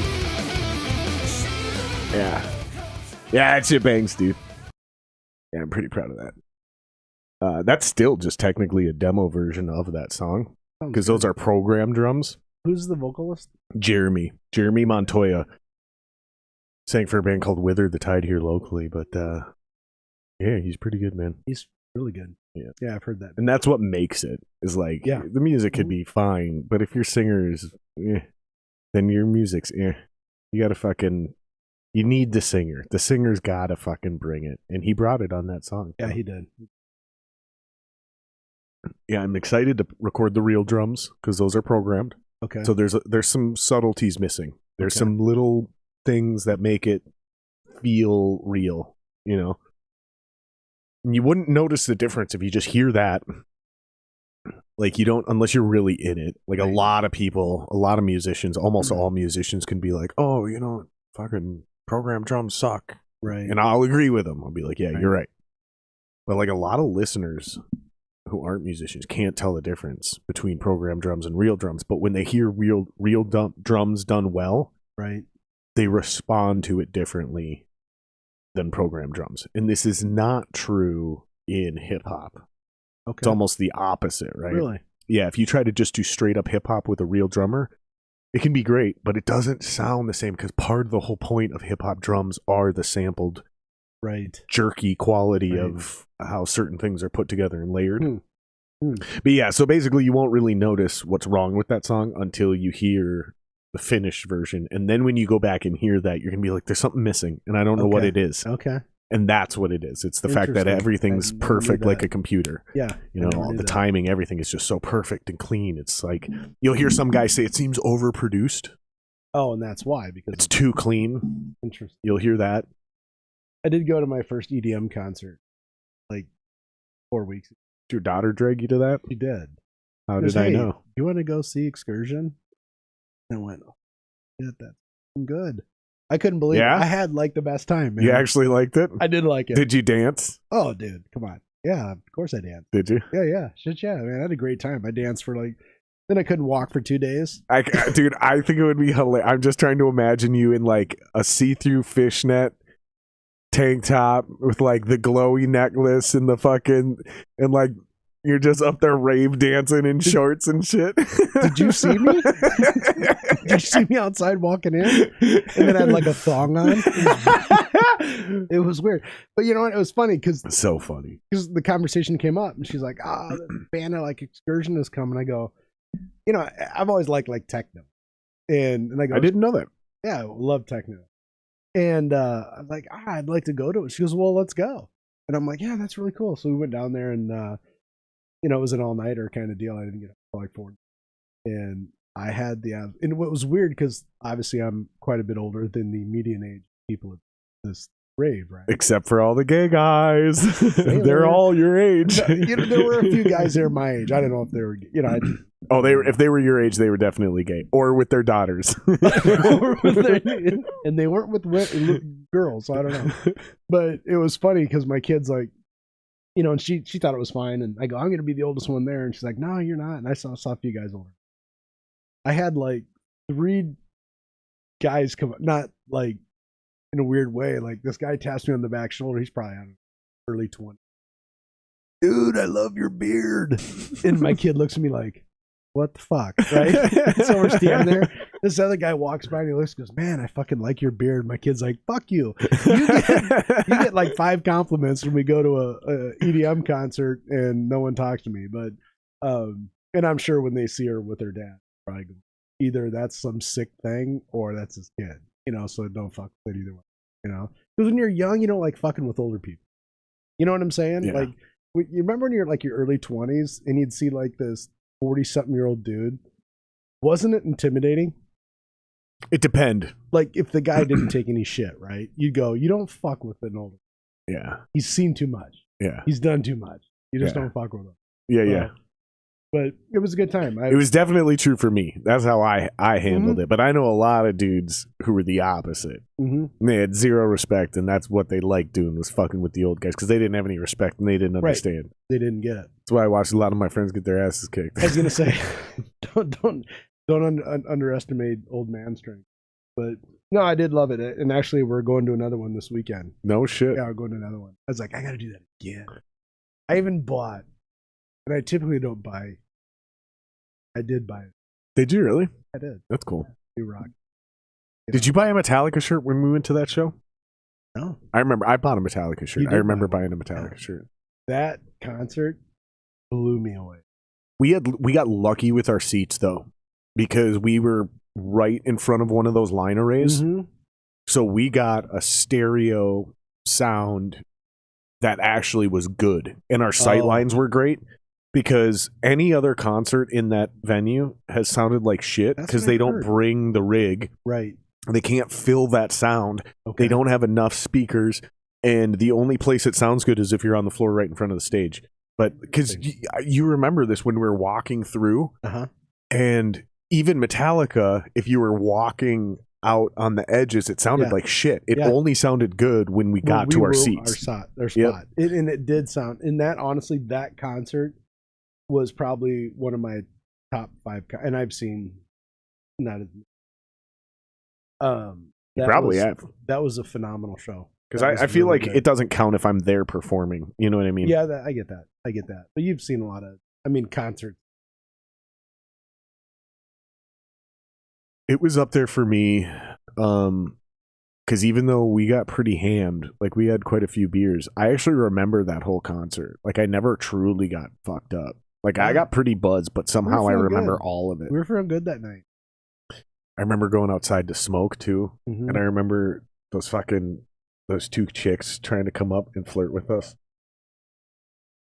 And I remember both of us were completely disinterested, and they couldn't wrap their heads around it because they were both cute.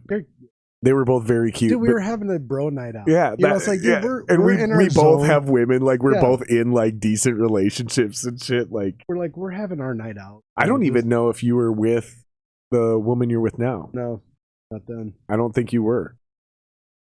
In fact, yeah, you were single. Yeah.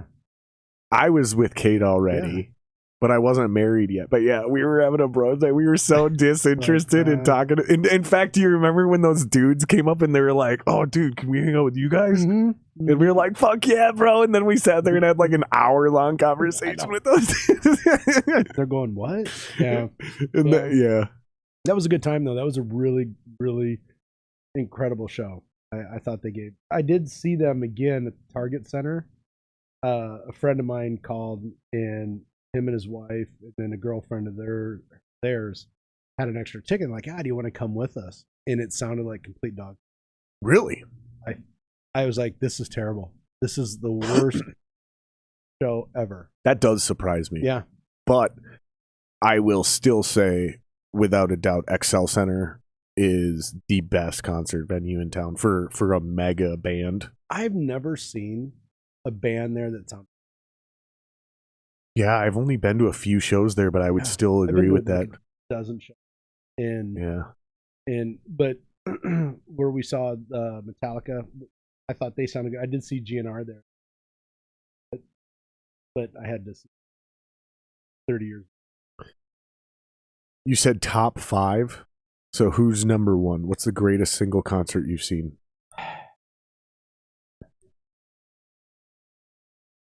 I saw Green Day, and they put on a freaking.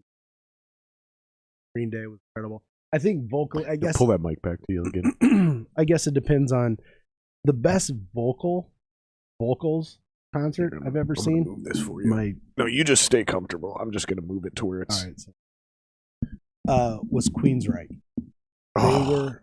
Jeff Tate was absolutely. I mean, I was blown away, dude. Jet City Woman is my shit, dude. That is great. It's one of my single favorite songs of all time. Really? Yeah, like that song is so perfectly written from front to back. So everything, the instrumentation, so good. Everything. It's amazing. I fucking love that song. That I like. Operation Mindcrime, I thought was a great album. Empire was a great album. They were phenomenal, but the way they played were incredible. Bon Jovi was really good. Saw them in concert, but probably one of my all-time favorites. You're gonna laugh at me say this, but one of the best concerts I ever saw was Simon and Garfunkel. That I thought for some reason you were going to say Hall & Oates. Like, how did I go with another duo? Yeah, you know what I mean? Right. Like, that's weird. But that doesn't surprise me that much because just that generation of musicians, they were so... Dude, probably the best concert I've ever been to. It's a literal coin flip between...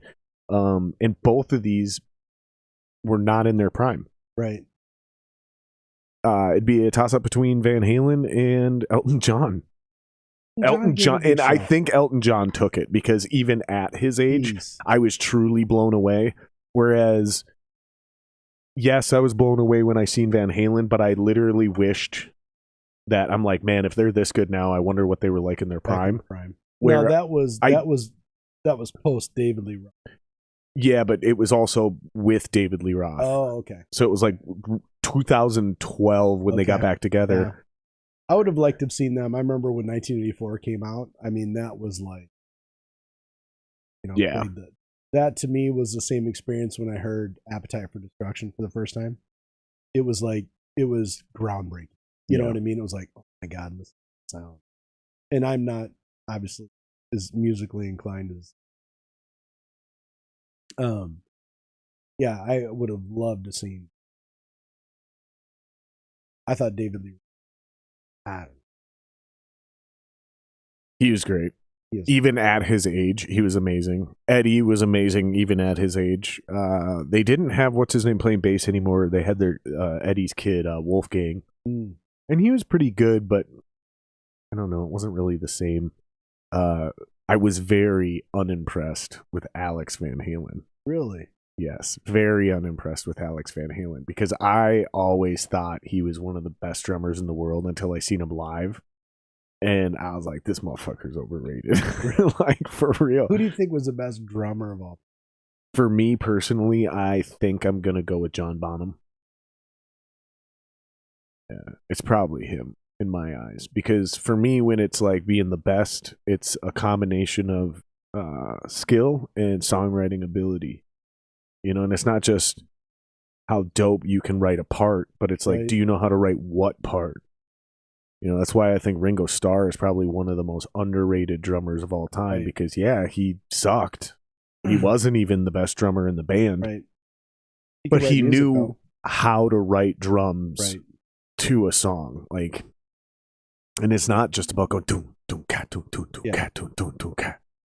It's hard to explain, but you'll see examples of it in great bands. And yeah, but to get back to the greatest of all time, I think for me, I think I got to give the nod to Elton John because, yeah, I was like, if he's this good now, I wonder what he went in like back then. But I didn't immediately go, man, I wish I would have seen him in his prime. I was like, this was fucking amazing. Yeah. So I think I got to give the nod to Elton. Yeah. Did you know he's also still to this day playing with the same original band he's always played with? Yeah, he never like fired them and got new people or none of that. That's funny because he's kind of a stickler kind of guy. You know what I mean? He's kind of, it's his way. I did see him in concert with Billy Joel, and they had like kind of a dueling piano kind of thing going. And that was pretty cool. That was a great show. Who was better? No. That's a dumb question to ask. Sorry. Who was more impressive? Because not only is it equally subjective as better, but it's fair. Like, who were you more impressed by, Elton or Billy Joel? Specifically when they were doing the dueling piano thing. Like, fuck all the other shit. I understand. Just straight up. Because you're one of the very few people who've actually seen that then. I got to say Elton John. Elton John makes it look like effortless. You know, he's so freaking good. And Billy Joel didn't, he seemed like it was a little bit of work. It did. And, and I'm not I can't carry a freaking tune in a bucket. I don't know shit about music. I'm sure someone that has more experience would go, well, technically he was probably, but I enjoyed. Well, and your guys' opinions mean so much more than ours do as musicians because we're not the ones buying the records. Yeah, right. Yeah, exactly. Like, sorry. Like, I hate to go fucking break your hearts, fellow musicians, as you guys watch this, but truth is, y'all don't fucking support bands. You don't, because you're too busy doing your own deal. Right. Right? And if you're doing your own deal the right way, you're probably broke, which means you don't have the money to go buy a bunch of $20 t-shirts. Like, it's just not reality. Yeah. It's guys who have good jobs who are willing to spend $200 on a concert ticket because it's not a big deal. Right. That's what I mean by, like, I think non-musicians' opinions are almost more important than musicians' opinions. Well, I think when you really become prolific is when you get the hybrid, the respect of both. When fans and musicians both equally love you, that's an Elton John. Yeah, that's it then. Yeah. He's good, man. I'll tell you, that guy is... I didn't realize how short he was. Yeah. He's just a tiny little guy, but he kicks ass. Not that, you know what I'm saying. Yeah. But he was phenomenal. Did you see the Elton John movie, the Rocket Man movie? I did see that. No. I didn't see that when I watched Bohemian Rhapsody. Way better. Is it really? Yeah, because they didn't do, like, they turned the Elton John one basically into a musical, and I fucking hate musicals. Right?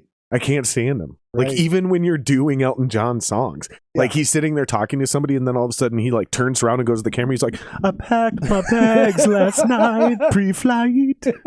And then it, like, fades out around him. He starts walking, 0 hour, 9 a.m. So you're saying... It gets weird, dude. So what you're saying is, I thought you meant the Elton John one was better than the Bohemian Rhapsody one.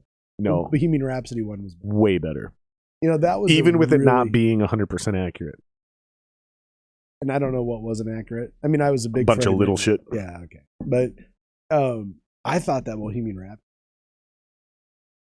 Yeah, so did I. I thought it was great. And that So did guy who plays him is spitting fucking image, dude. Sam Raimi. Or no. Yeah. No, but he played in Raimi what is his name? I can't remember. I don't remember. Something Raimi.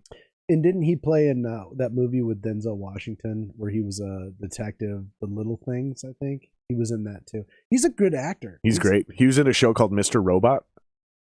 It was a really good show. Really? Yeah, it's got kind of Fight Club vibes. Okay. Yeah, okay. He's good. It's really He's really good. But he's awesome. That Bohemian Rhapsody, I've seen that a couple times. Yeah, that one was the shit. You just remind me of another one. Have you been watching the Pam and Tommy thing on Hulu? No, I haven't, but I'm I into do it. want to watch that. I'm into it. Are you? You're like sucked in? Fair warning.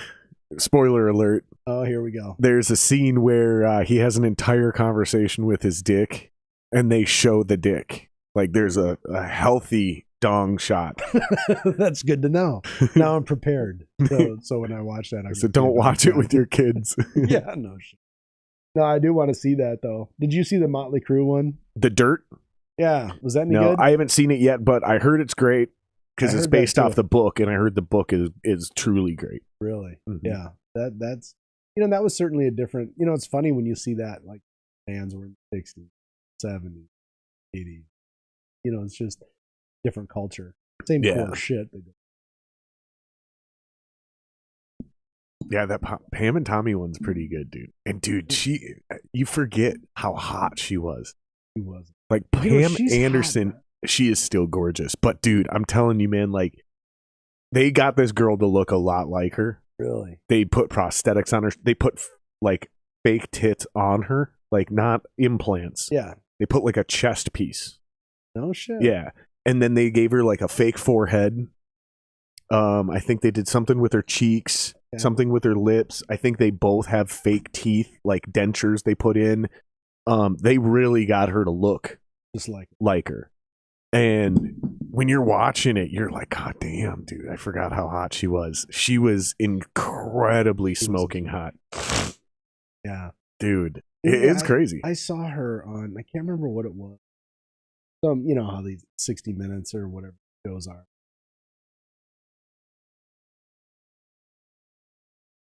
Like, where are they? Yeah. And dude, stunning. She's still a smoke show. She's still stunning. And isn't she living in a trailer park? No, that's bullshit. No, dude. People that level, they go, oh my God, she's having such hard times as she lives in her $1.5 million mansion. No, I thought she was literally living in a trailer park for a while. No, she's dating some like ambassador to like, is she? In France or some shit like that. Dude, trust me. A woman like that probably doesn't struggle much. Well, then she was married to Kid Rock for a while after that. That was greasy. I was like, ugh. Yeah, that Kid Rock. Didn't he get his ass in some shit in Nashville or some shit? I don't. Here's the thing. I've never liked him. So really? So it was like he always just seemed like a greasy douchebag to me. Yeah, he does seem a bit like a tool, but that song he did with Sheryl Crow, I thought was pretty. I think I know which one you're talking. I hate everything he's ever done. You just hate him. I mean, I definitely wouldn't even be upset if somebody called me a Chris Rock or Kid Rock hater, because I don't like Kid Rock. Like him. That fucker could cure cancer, and you'd go, see, ran all the doctors out of business. Speaking of, did you hear they fucking cured HIV? They figured out a legitimate cure for HIV. Well, I see these ads on TV where they go, lower your HIV so it's undetectable and you can't transmit it through sex. Talk about an actual cure. Really? So check this out. This is wild. So the part of the deal with the new vaccines, the mRNA thing, is they're incredibly complex, and they usually need AI to figure out the sequencing for it, right? So they pump in a bunch of data, and then the AI suggests a genome sequence. They test that. It's a much faster. It's kind of like, I feel like I'm sitting next to a fucking scientist. Nah, get out of here. Genome. Dude. So think about it like this. You remember? Did you ever see that movie with Benedict Cumberbatch where he was playing Alan Turing, and he developed the first computer to break the Enigma code for World War II? Great movie. I don't remember the name of it, but Enigma. Definitely watch that. I don't remember what it's called, but Enigma. No, it can't be. There's no way. It's something stupid, but it's an amazing movie, and it's incredibly accurate to what happened, right? So the point is that the Germans were changing their code daily, so we couldn't figure it out fast enough until he developed this computer. And it was basically a giant machine, but it was literally the first computer, and they would input the fucking code to it, and it could run millions of computations. They still had to run it overnight, but it was incredible. This is basically kind of a vaccination version of that, right? Yeah. So but here's the point: is they were trying to cure COVID, right? So they kept pumping this COVID data into it to try to create these vaccines, and they got one that worked a little bit. We all know where that's at now. I'm not trying to go that route with it. Because what's interesting though is somebody was like, "Well, let's pump HIV into it and see if it can and it pumped out a fucking cure, and they just cured like their third or fourth adult." And the reason this matters is because 10 years ago, they had developed a cure, but they could only cure babies, like newborn babies with it. They couldn't figure out how to cure adults. So they were already starting to save babies, but if you were an adult, you were fucked. Especially if you contracted it as an adult. There was also a distinction there. Now they're like, nope, we got this figured out now. And it's because of COVID-19. Literally because COVID-19 happened. I know, right? You know what I mean? They still can't figure out how to cure COVID, but they did figure out how to cure HIV, which is insane. So that is one of the craziest, coolest things I've ever heard in my life. That I tell you, isn't it weird how shit comes out of shit? I mean, like, not shit out of shit, but like amazing things can come out of like this totally shitty situation. Yep. No shit. Yeah. So I wonder, that's probably got to go through like FDA approval. Yeah, and they've already approved it now because it. Really? Yeah, because the concept proved to be. They've already done 3 people. They've already cured 3 women. I think it's 3 women they've tried it on. Because I mean, or the third person was a woman. I don't know how much that is a problem. I mean, it's a problem, but like, I mean, I remember when AIDS came into play. I mean, it was an epidemic, remember? Yes, it was. and I do remember that. But I remember the early 80s when that stuff started popping up, and it wasn't like Freddie Mercury. Like to our conversation earlier. I mean, he died of AIDS, and I was afraid to get laid. I think everybody was. But yeah, it ruined the sex lives of basically an entire generation. It definitely did. But they can cure it. Yeah. And it's literally because they couldn't figure out how to cure COVID. No matter how many times they pumped this information in, like every sequence that came back wasn't 100% effective, right? And so finally they were like, somebody was like, fuck it, I'm going to try this HIV and see what pops up. You don't really cure COVID, do you? Because you get it and there's not an issue. It's like, is what they're thinking though, is that eventually they might not only cure COVID, but they might figure out a way to cure the common cold as well. Because those are, they're both coronaviruses. So COVID and I'm pretty sure I've had it twice. Yeah, I'm pretty sure. And I'm pretty sure the second time I caught it, I got that Delta shit. But for me, like, I might have even had it 3 times. So I think I caught the very first version, in like November before it Yeah, even you got can't. discovered. People still get colds. I know, but And this was, people still get dude, I thought I was influenza. going to die, dude. And it definitely get wasn't the flu, but I thought I was going to die, dude. Yeah. And Well, I had it. and it, like 3 months, 4 months later, when we started describing COVID and it was a real thing, Yeah. it was like, yeah, I'm pretty sure I got it back in shit. November. And then when the riots were happening, I'm pretty sure I caught it again, but I was asymptomatic. And the reason I'm saying I'm pretty sure I caught it again is just because once the riots happened and we were out patrolling and we had our little battle tent in the backyard here and shit. Seriously, there was no social distancing. We were fucking sharing blunts and shit. And fucking like, dude, it was the Wild West, dude. Right. So I'm just giving my benefit of the doubt there. And then I'm pretty sure in October, which is kind of what prompted me to quit smoking, I'm pretty sure I caught the Delta variant. Yeah. And so I was already kind of feeling like shit. Yeah. And I was sitting here trying to smoke cigarettes and I was just like, dude, I think I'm done. Tastes like. And I just quit smoking cold turkey out of nowhere in October. And I'm pretty sure I was sick with COVID. Yeah. Yeah. It took me down for like. Yeah. I was like, you're shivering, but you're wearing like all your sweat clothes under your blanket and they're soaked and your clothes are soaked. And then I went and got tested. And then, after the fourth test, I don't know. Yeah, and that's the fucked up part about it too, right? Yeah, I just basically canceled a bunch of podcasts, which had already been getting canceled because other people had COVID. So I just didn't reschedule them as more realistic. And then I stayed in bed, I social distanced, I did all that. For me, when I was sick both times, it was the same deal. It was a day up or a day down, a day in hell, and then a day on the way up, and then I was pretty much fine. Yeah. It was funny because when I got it, I had pneumonia really painfully. And I mean, they're like, you need to go in the hospital. So I stayed home. And so when I got COVID, I started getting in my lungs, and I really hurting. And my business partner, Greg's like, hey, my parents got them. And so, Ivermectin, whatever. the horse dewormer. So I know I don't have work. So that I can guarantee you now. So and apparently you're a horse. And I'm a horse. Well, hung like that. And so he brought some over. I shit you not. I was struggling breathing, and then he brought some over, dropped it by. I took the first dose, woke up the next day, and I felt like I was 50%. I was like, holy shit. So I took the 5-day dose. Why aren't you just handing this shit out? Yeah, there's a bunch of controlled studies going on right now to see its actual effectiveness. Right. I mean, it worked for me. I mean, maybe it will work for everybody. Yeah. But, the fucked up thing about it is when Joe took it, he got a lot of shit for taking Joe Rogan. Yeah. He got a lot of shit for taking that. Yeah. But he also took antibodies and a Z-Pack, and he took a bunch of shit. And it's like, we don't know what actually worked. Well, the antibodies will do anything. Shit, But I thought a Z-Pack wouldn't. I had Z-Packs I bought. International drug smuggler. That's right. I had 3 Z-Packs in my my fucking suitcase, but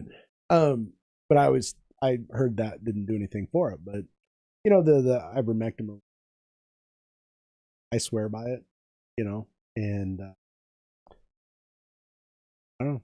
I think they should. A lot of people take it as a prevention. Haven't had. I've been hearing that too. Yeah. I don't know, but I did read an article the other day that said that they found a vaccine that stops the spread of COVID. So we'll see. I was reading that there was 2 different cannabinoids in marijuana that help prevent infection. Really? Yeah. So not even just treatment, but it like actually prevents you from catching it. You know what? Every stoner in the world rejoiced. Yeah, exactly. But I do know some people that smoke a lot of pot that did get COVID, so they must be smoking the wrong. I did have. You said they smoked a lot of pot? Oh, okay. I was gonna say maybe they didn't smoke enough, man. If they don't smoke enough, no one smokes enough, right? But I did do business with this guy down in Atlanta, and he's kind of a weird fucker. He only eats raw vegetables. He doesn't eat any meat. He doesn't eat anything except raw He won't eat cooked vegetables, only raw ones. Right? The guy's, as you can imagine, skinny as a rip. He looks like he came out of Oxford. I mean, it's like, dude, your bag's under your eyes and this and that. And he had this like sore on his shoulder, and he got this not like CBD, must have been like THC, and he rubbed it on this thing, and he like took pictures of it every day because he swore by this, right? And he rubbed this THC oil on his wound, and the fucking thing was completely gone in like 3 days. You know, and it was like I mean, it's not like, oh yeah, you got a paper cut, dude. That's gone anyway. Sure. It was like a legitimate, like, oh, what'd you do? And he rubbed it on there, and it was gone in like 3 days. It looked like you couldn't even tell he had it. So yeah, it's super interesting with that shit, right? it is. Yeah, CBD's got like really good anti-inflammation properties and shit like that. Right. THC does too. Both of those, and that they say that's why it like helps with digestive issues and shit like that too, because it helps with inflammation. That's basically what a lot of digestive issues are inflammation of your intestines. Yeah. You know, like me, I have psoriasis, which is my body thinks I have like a cut or a burn somewhere, and so it sends red blood cells to a spot thinking it's healing a cut or a burn. And so that's what a psoriasis patch is. Oh, okay. And it's an overactive immune system. Well, like Crohn's and what's the other one? Ulcerative colitis, I think. I think those are the two. Those are basically the same thing, but they're happening in your intestines. Yeah, and that's why like my doctor thinks I have Crohn's. I haven't officially been diagnosed, but that goes back to the shit like when I had to stop working for you. Yeah. Because stress is one of the number one things that'll make your psoriasis break out. And I don't know if this is 100% true, but I do believe that stress contributes to those things as well. And it makes sense. So, yeah, it's weird because, like, if I get stressed out enough, it will cause, like, real stomach issues over days. I remember you were like buckled up. Oh yeah. Yeah, and that still happens like once a month now, but it used to happen every morning. That's how I started my days. You know, so guys would be like, "Oh, well, wake up earlier." I'm like, "That's not how it fucking works, No, dude. Like, I can absolutely wake up earlier, Yeah. and then I just start my shit Earlier. It was almost like on a clock. So yeah, okay, I'll wake up at 4:30, but I still have issues starting at 5:30, and I'm still not ready to leave the house until 8. Right. I understand you want me here at 8 on most days, but there's just certain days I can't. Yeah. And you did get it, you know, and you worked with me and shit, and some companies did too. But yeah, it was a fucking, it was weird, dude. And I don't remember where I was originally going with this, but I know that weed, CBD, THC, all that shit tends to help a lot of people with a lot of those issues. Something in it helps fight inflammation. Then there's certain things like turmeric and some other spices and shit you can eat that help with those things too. But you know, it's all those. It's weird, man. It's weird how little we know. You know, it is, and it's almost like, you know, everybody now wants to just pop a pill. Just take a pill and take care of it. You know, and that's what the drug companies want you to They do. love it. They fucking love it because they're making money hand over fist. But like, you ever see these old home remedies and shit that actually work? Yeah. You know, and it's like, holy shit, had I known, take a shot of vinegar, apple cider vinegar, or whatever the home remedy is, and it actually frickin' it does its job instead of going out and being a doctor for $200 and getting a $80 prescription. Yeah. And just something that doesn't work, and then you're still. Do you know anything about these FDA studies for like magic mushrooms?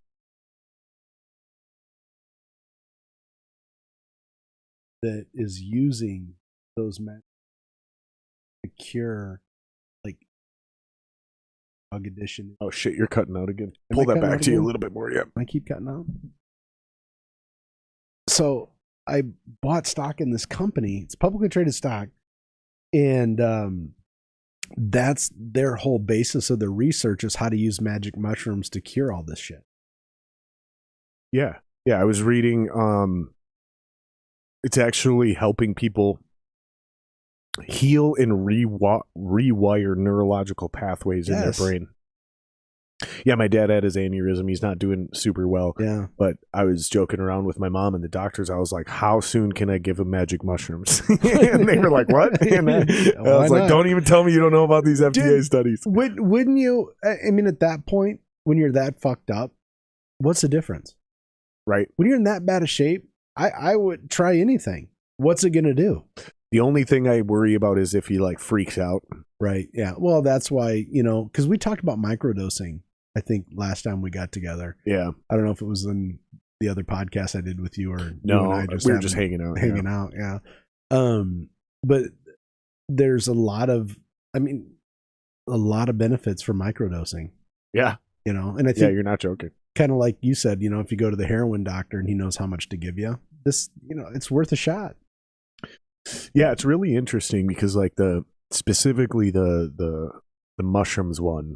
Right. That one seems to have like, I get it. If everybody got to smoke a little weed, man, maybe we'd have less infighting and blah blah. Right. True, probably true. Yeah, but I'm 100% convinced, as ridiculous as this sounds, is if we could make everyone in the world take mushrooms once a year, obviously not on the same day, right? Yeah, but you lottery it out, however many people it takes per 365, whatever. Yeah. And lottery that shit out so you don't have orgies in the streets. Right.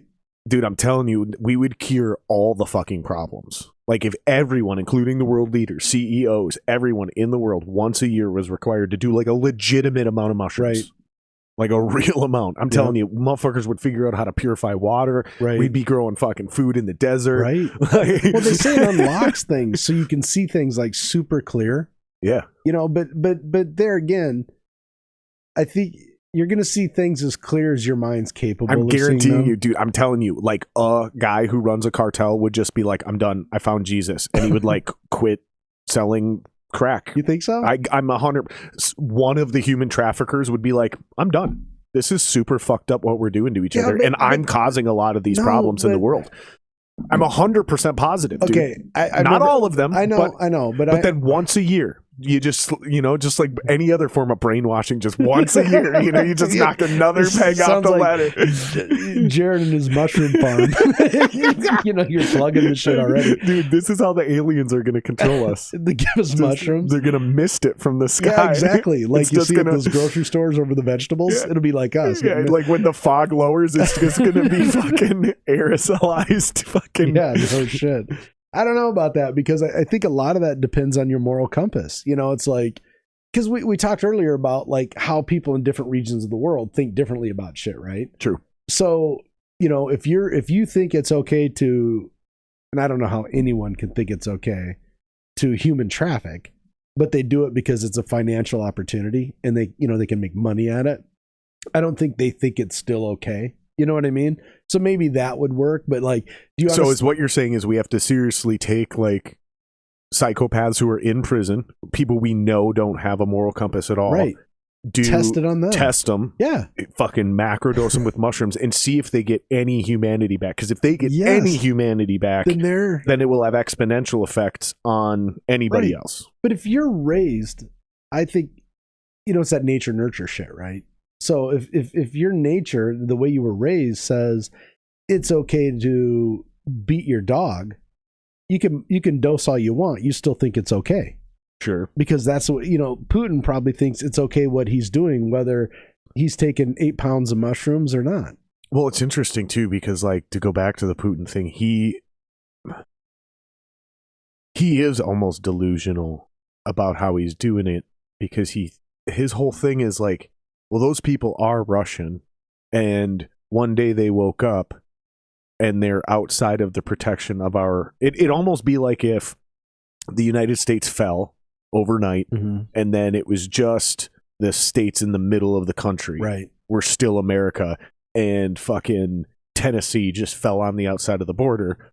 The difference is they could have easily just rejoined the Union. Right. They chose to remain independent after your country fell. So his whole logic is just delusional. It's not only delusional, but there's also no math behind it whatsoever. Right. You know what I mean? Yeah, it doesn't add up. Yeah. No, I get what you're saying. But you know what? He's a fucking narcissist, man. That's how narcissists are. it's just he's got his agenda, he's got his mindset on it, and I just can't believe he must have some freaking loyal people around him. Because if you were going half cocked and just doing dumb shit, I'd be like, yo, dude, you're off your fucking rocker right now. What are you doing? Wouldn't you call me out if you saw me going fucking nuts? Yeah, but here's what I wonder, right? So, like, one thing I know is back in the day, the reason he was able to accumulate power and stay in power up until this point is him and the KGB never really actually ran anything. Right. Forever. Right? Mm-hmm. It was the Russian mob and the oligarchs. Because after the Soviet Union fell, they privatized a bunch of shit. Right. And the mafias are the ones that were able to have the capital to jump in and do those things. Right. Well, when he became president and re-brought communism back to Russia, Mm-hmm. he promised those oligarchs and those mobsters he wouldn't renationalize their businesses. He said, I'll leave them private, but you have to stay out of politics. Mm. So that never really happened.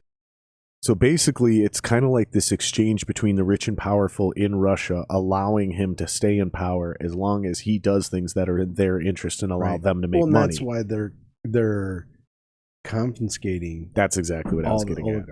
That's exactly what I was getting at, is right. all these rich motherfuckers are getting penalized all across the world, and they are also going, not only will the people starve in the cities and revolt, but they will be the one. And so this is the question, right? Is like, I don't think when, not if, when we get rid of Putin, right? I don't think suddenly Russia is going to be our buddies. They're just going to fill that vacuum with somebody who does what Putin has been doing this whole time. Right. That's what I really truly believe is and I can see that, but they're just going to have to back off of certain, like Ukraine. They're going to have to, right. They'll have to kind of toe the line, if you will, a little bit. But who gives a shit if you're okay? So you're confiscating all this stuff. So what does that mean? So this guy's like, okay, so I'm my $18 billion net worth. You took my $600 million boat. Sure. Boo-hoo. I mean, do you think he really gives a shit? Well, I think what's interesting is Switzerland and Sweden, who remained neutral in World War II, have frozen assets and bank accounts to the Russian government and oligarchs. Really? Yeah, they're not neutral right now. Interesting. Yeah, it is super interesting, because that's like where you really start hitting the pocketbooks of these fucking mobsters, is when they're hiding their money out of your countries and shit. Dude, listen, those guys have so much fucking money. But where? Where do they store it? Gold? Silver? You don't think these guys buy that shit? A lot of their net worth is in precious metals. I saw, what was his name, that moved his mining company over to his wife. And I don't know if she's a Russian citizen or not. But these guys have access. When you're that big, you have... Yeah, they froze $3 billion in Russian funds. $3 billion is... Dude, these guys are worth like $20 billion. It doesn't... Until they do something... You know what they should do with that money? When they confiscate these boats? They should flip me like $250,000. Yeah, just that's all you need. Like you're not greedy. You're good. Hey, fuck, you're solid. $250,000, baby. But why aren't they using that money to supply the Ukrainian people with arms to fight them?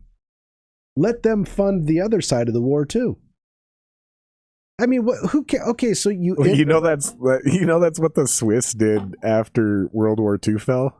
Well, that's not actually accurate the way I set that up, but. So, one of the reasons the Swiss stayed neutral in World War II is they made a deal with the Nazis. Yeah, we'll let money. You store your gold here, yes, and we won't pick a side. Here's the best part about that, though. When World War II ended and those Germans came back for their money, the Swiss were like, what money? That's exactly right. That's literally what happened. And so that's why Swiss banks and the Swiss people have like the most millionaires in the world per capita or whatever. It's all this like World War II Nazi gold. So I wonder if they're going to turn a lot of shit for that. They didn't get, but they suffered no repercussions. Well, no, because they have too much money. When you got that much money, you just buy your way out of that shit. But when you hear that you took a guy's $600 million boat and he's worth $18 billion, I mean, that's nothing. That's who cares? And what are you doing with it? Okay, so you've impounded it. It's sitting there. It's not doing it. Right, you're just going to auction it. Are you, though? Isn't that what they would have to do? What is the government going to start owning yachts? Well, what are they I mean, what are they doing now with it? That's what I'm asking. Like, wouldn't you auction it? Isn't that the natural step? Or do you have to, like, is there a legal proceeding where you have to hold those assets until the war is resolved? Probably. You know? And then do the Russians have the ability to take you to court and get those assets back? I mean, okay, so they don't have their boat. They should drive all those boats into the Black Sea and blow them up in front of the Russians. There you go. Well, the problem is, I think there's shit. I mean, do you know what I don't know exactly. I just have read what it cost to own and operate a boat. Like if that $600 million yacht, that probably cost you $10-15 million a year just to operate. Yeah, because any smart person with money, I've always heard, if it floats, flies, drives, or fucks, you rent it, right? Yeah, so planes, boats, cars, you lease them or whatever. You don't buy them because it's like one of the worst investments you can do. Same thing with planes and. Well, it's that old, we're in Minnesota, everybody's got a fucking boat, right? And they say the two happiest days of a boat owner's life is the day he buys it and the day he sells it. Because you buy it, you're all happy, and then you see what it costs to maintain the thing, and then you sell it and you're happy you got out of it whatever. When do you think that kicks in? Because like everybody loves owning a fishing boat. Like at what point does the boat become that deal? I think, I think it's just, it's the work. At some point when you go, I'm not fishing as much as I used to, or I'm not going out in the lake. I wonder if it's as simple as the moment you need a crew. You know what I mean? If the boat's too big. Yeah. If the boat's too big for you to, because I mean, think about it. Like we all know dudes with fishing boats, and yeah, I mean they got some maintenance, but it's like it's a fucking boat. Yeah, you just other than a hole in it.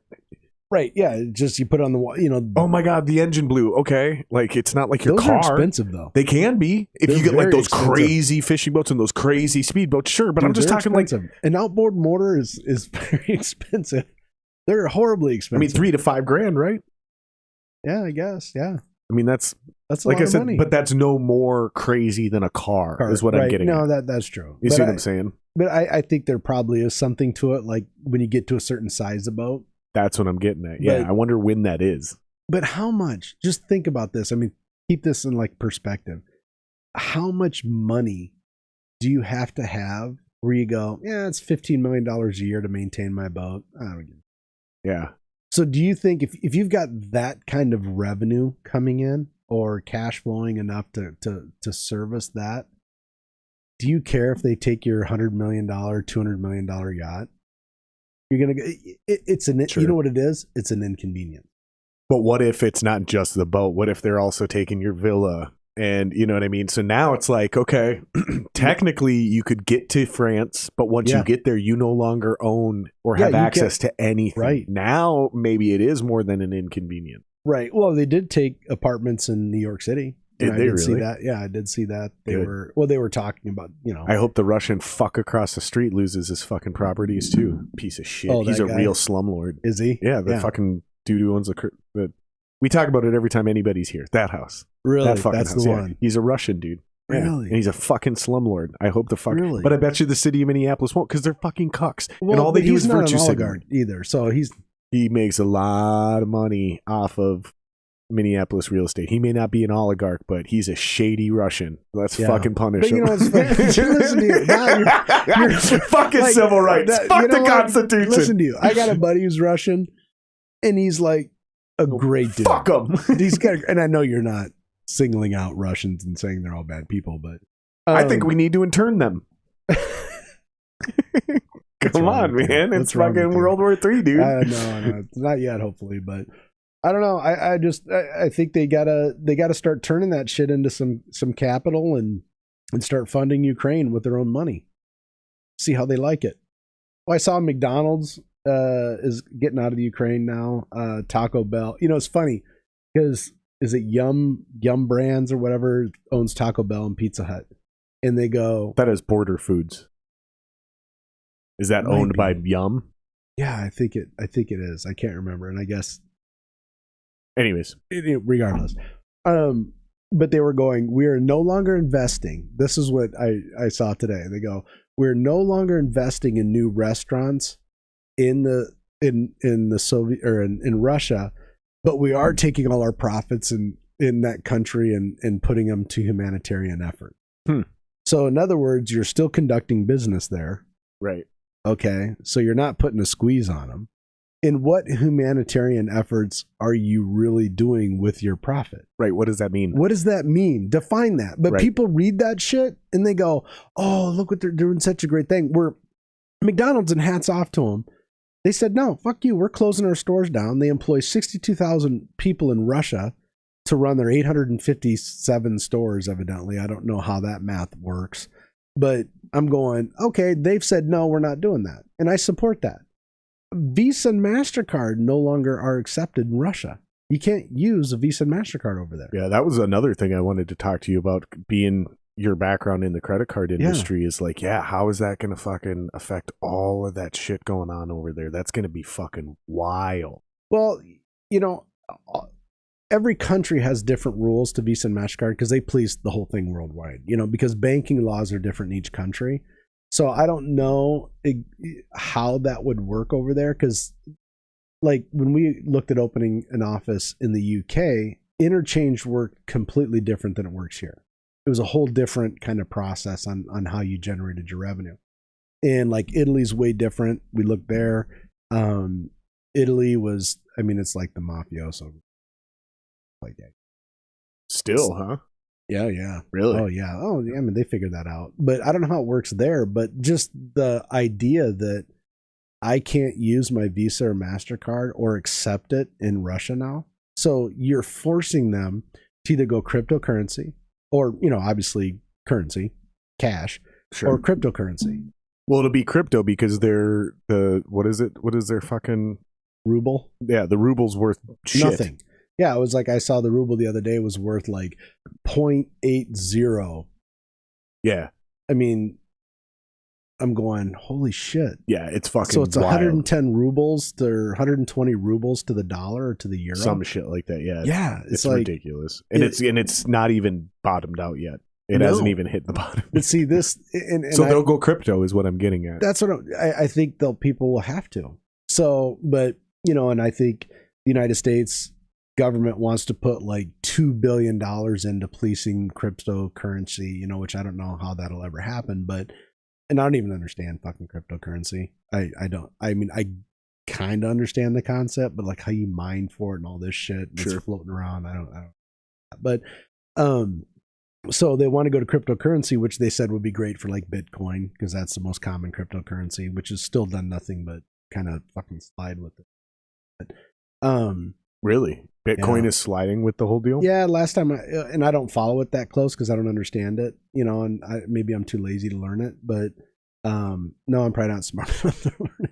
But but you know, they have to go cryptocurrency or you know the ruble, but like you said, that's lost so much value. Yeah. And I was wondering because I did open the other day a currency exchange account, Oh, and yeah. I thought, I wonder if you could. And then I thought, like, don't do this because this is a bad thing to be doing right now. But Trade for a bunch of rubles right now? get a bunch of rubles, you know. And I'm going. I'm obviously because I don't understand it enough, and I'm probably not the only one thinking this. But you go just buy fucking 30 grand worth of rubles, and you know, will that ever come back? Right. And you know, that's what George Soros. I mean, he shorted the American dollar, and that's how he made all his money. Really? Yeah, you know. So, you know, I don't know. He bet against the American dollar, and that's where he made all his money. Sure. So, I don't know. I don't know enough about it, but I thought after I opened the currency exchange account, I went, you know, one, I'm getting into something I don't understand very well, and secondly, there's something sacrilegious about. Yeah, it almost feels like war profiteering or something. Yeah, right? it does. It feels like I'm profiting off of some negative shit. I thought it had bad vibes to it. So Yeah. Obviously- I see what you're saying. right, but now, Conflict of interest or something. it did seem like it, you know. But gold and silver's going through the roof now. I mean, you know, if you had some of that before, you're in good shape, or some Sprott, or Yeah, I mean, it seems like everything's going up in value in the long run over time. So just pick something and jump in. That's what it seems like to me, is just jump in. I mean, even things with like real estate. Yeah, I understand bubbles burst and things like that, but eventually. Well, why do you think Warren Buffett says the stock market's not about timing? It's about time. It's about the longevity that you're in it. That's where they make all these, and these guys just totally bash like day traders and shit. And I can't do that because I don't understand enough. I bought like 1,700 shares of Polaris stock the other day, and I think that's smart run company. I think they, their biggest hang up now, what's driving down their stock price, is the inability to fulfill orders because they can't get they can't get product. But eventually that's going to change, and I think when it does, it's going to go up. It's going to hit that $150 mark where it's $108 a share today, right? 118 today. So, but some guys day trade that shit. They go, "Oh, I'm going to catch it." Me, as soon as I buy something, dude, I swear to God, if you want to short some stock, call me. I'll buy it and shit go down. I'm not kidding you. I feel you though.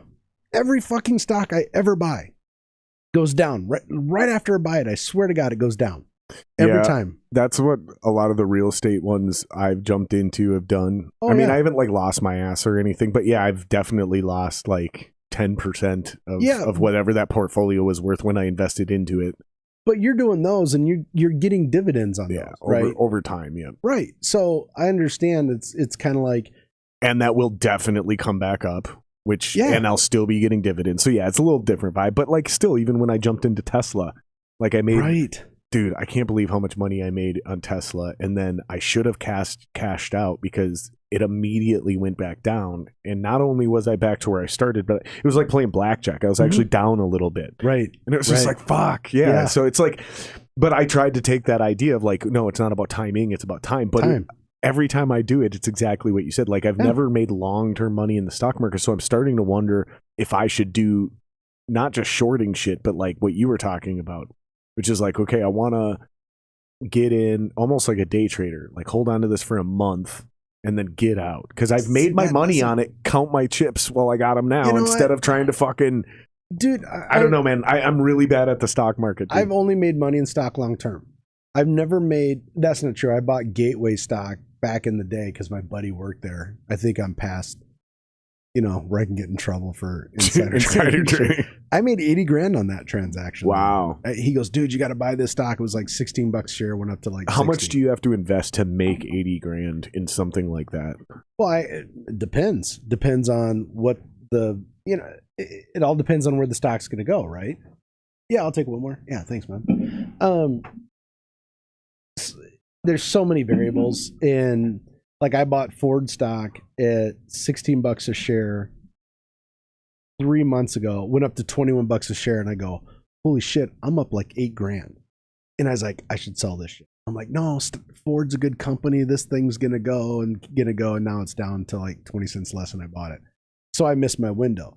My problem is that it's like almost like, I think, when do you let go? That's exactly what I'm getting at. There's right. But a lot of how much do you lose before you cut your losses? That's another one I struggle with too. It's like, do I get out now? Because if I would have stayed in with Tesla, that stock eventually came back up, right? So it's like, but then it went back down again, and like that's why it's cyclical. That's why Warren Buffett says, hold on. Unless something changes in the management or but then that requires things that are outside of my realm of understanding. Like, oh, that's a stupid move. I mean, some things are obvious, right? Yeah, that's stupid. I don't know why you guys got rid of the BLT. I don't know. Let me ask you this. Let me ask you this, because it's really fucking easy to look back and go, oh, I wish I would have bought Microsoft stock. I wish I would have bought Amazon stock. But was there one where you knew you should have bought into it, but you weren't in a good position to do so? For me, it was Netflix. Like, I knew Netflix was going to take over the world. I was screaming it from the mountaintops. No one would fucking listen. And I did not have money. I didn't have access to money. But, dude, if I could have somehow taken out a loan or gotten somebody, when they went public, man, $5,000, $10,000. I've done the math, and it is scary how much money you would have made if you would have. And that's one that I knew. Right. Nobody knew Amazon was going to blow up the way it Right. did. I mean, not a lot of people did, Right, but you know what I mean. Mm-hmm.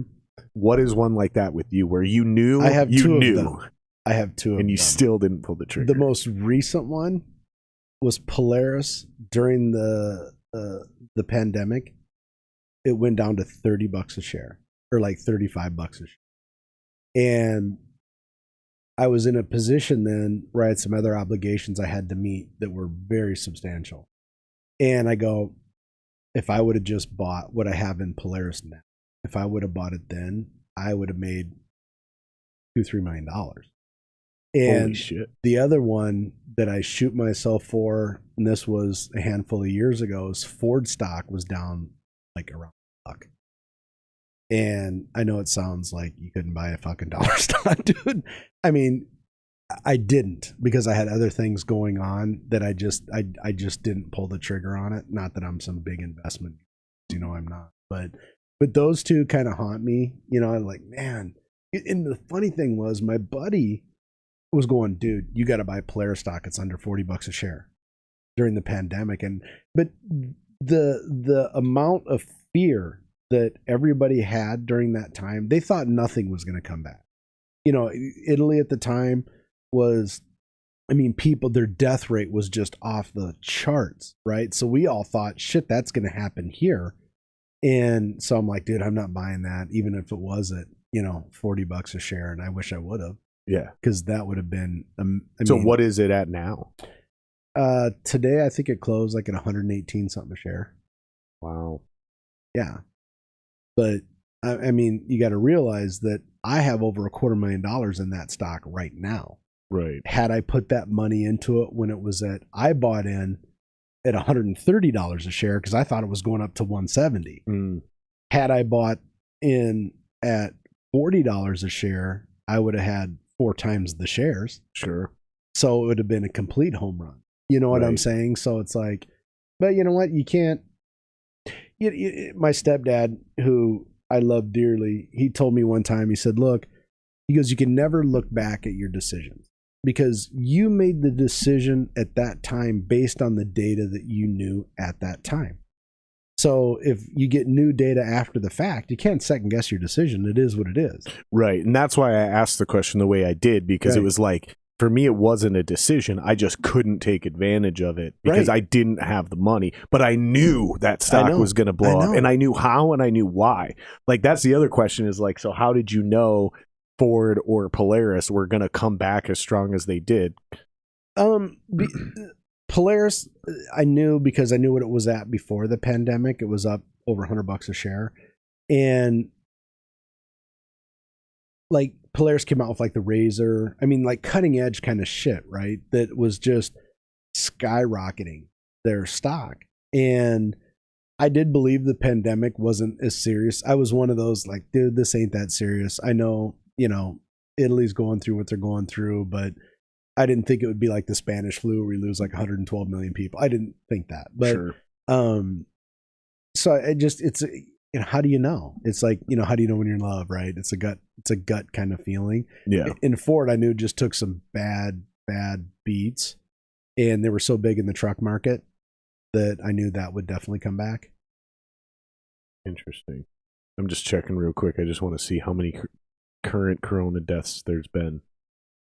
So it says, looking for a total. This is like 7 million or something. This is like new shit too. Like this isn't even what I'm looking for. No, I'm looking for total. Yeah, corona deaths to date. Why wouldn't that just immediately be there? Right. I feel like that's a propaganda. I think that's a very perfect search term. And it still hasn't given me shit. I can't find a quick answer on it. This is why I need a producer, you guys. Subscribe to the Patreon. That way I can hire somebody. Right. I do need a fucking producer. This podcast would be so much better if I had a producer. It's not even funny. Time. I know. It's just hard. It's hard to remain patient. I know. And keep your nose to the grindstone. But see, that's where most people, have you ever read the book Think and Grow Rich? when the guy's like he's mining for gold, right? And he mines and he mines and he mines and he finally goes, fuck this is too much work. And he gives up, sells it, and the guy who buys it comes in like 4 days later, finds gold. And I understand the concept of fish or cut bait, right? And that's why I think people think things are going to be a lot easier than they are. And you got to make good calculated decisions. Like, look, I'm going to break some news to you tonight. I will never play in the NBA. It's just never going to happen, right? Right. So, I mean, things have to be realistic. I can still make it. You might get. You're a young man. You probably still get. But I'm a young man, but I'm getting old. Yeah, but you're getting old. But I mean, you got to be realistic with this shit. But you got to know when to fish and cut bait too. Right. And I think the most important lesson that you and I both have shared with our experiences with Netflix and with, you know, the Ford and the Polaris stock is that, and this is what I think people should realize, is cash is king. Yeah. Because with cash and resources, there's shit you can do. Yep. And I read an article about, like, because I've always wondered, like these people that have like billions of dollars and you know these super wealthy people, the struggle I always have is, well, that's not all cash, right? Because they own investments. They own stock that they bought at 40, now it's worth 150. That's why their net worth is growing. So it's not like when somebody's worth $10 billion that they could go, hey, I'll write you a check right now for my net worth. Here's $10 billion and that'll cash tomorrow. Their shit's tied up in stuff. Mm-hmm. So my question was, how much cash do those people keep on hand? And I think it's all relative depending on what opportunities can present themselves that you'll need cash for. And Donald Trump was one that they gave an example. They anticipated that he's worth about $10 billion and he has $500 million in cash. So I am subscribing to this, that whatever your net worth is, you should have at least 5% of that in cash. Because those are the kind of deals that are going to present themselves to you where you're going to need cash now. Because the guy who has cash always wins. Sure. Right?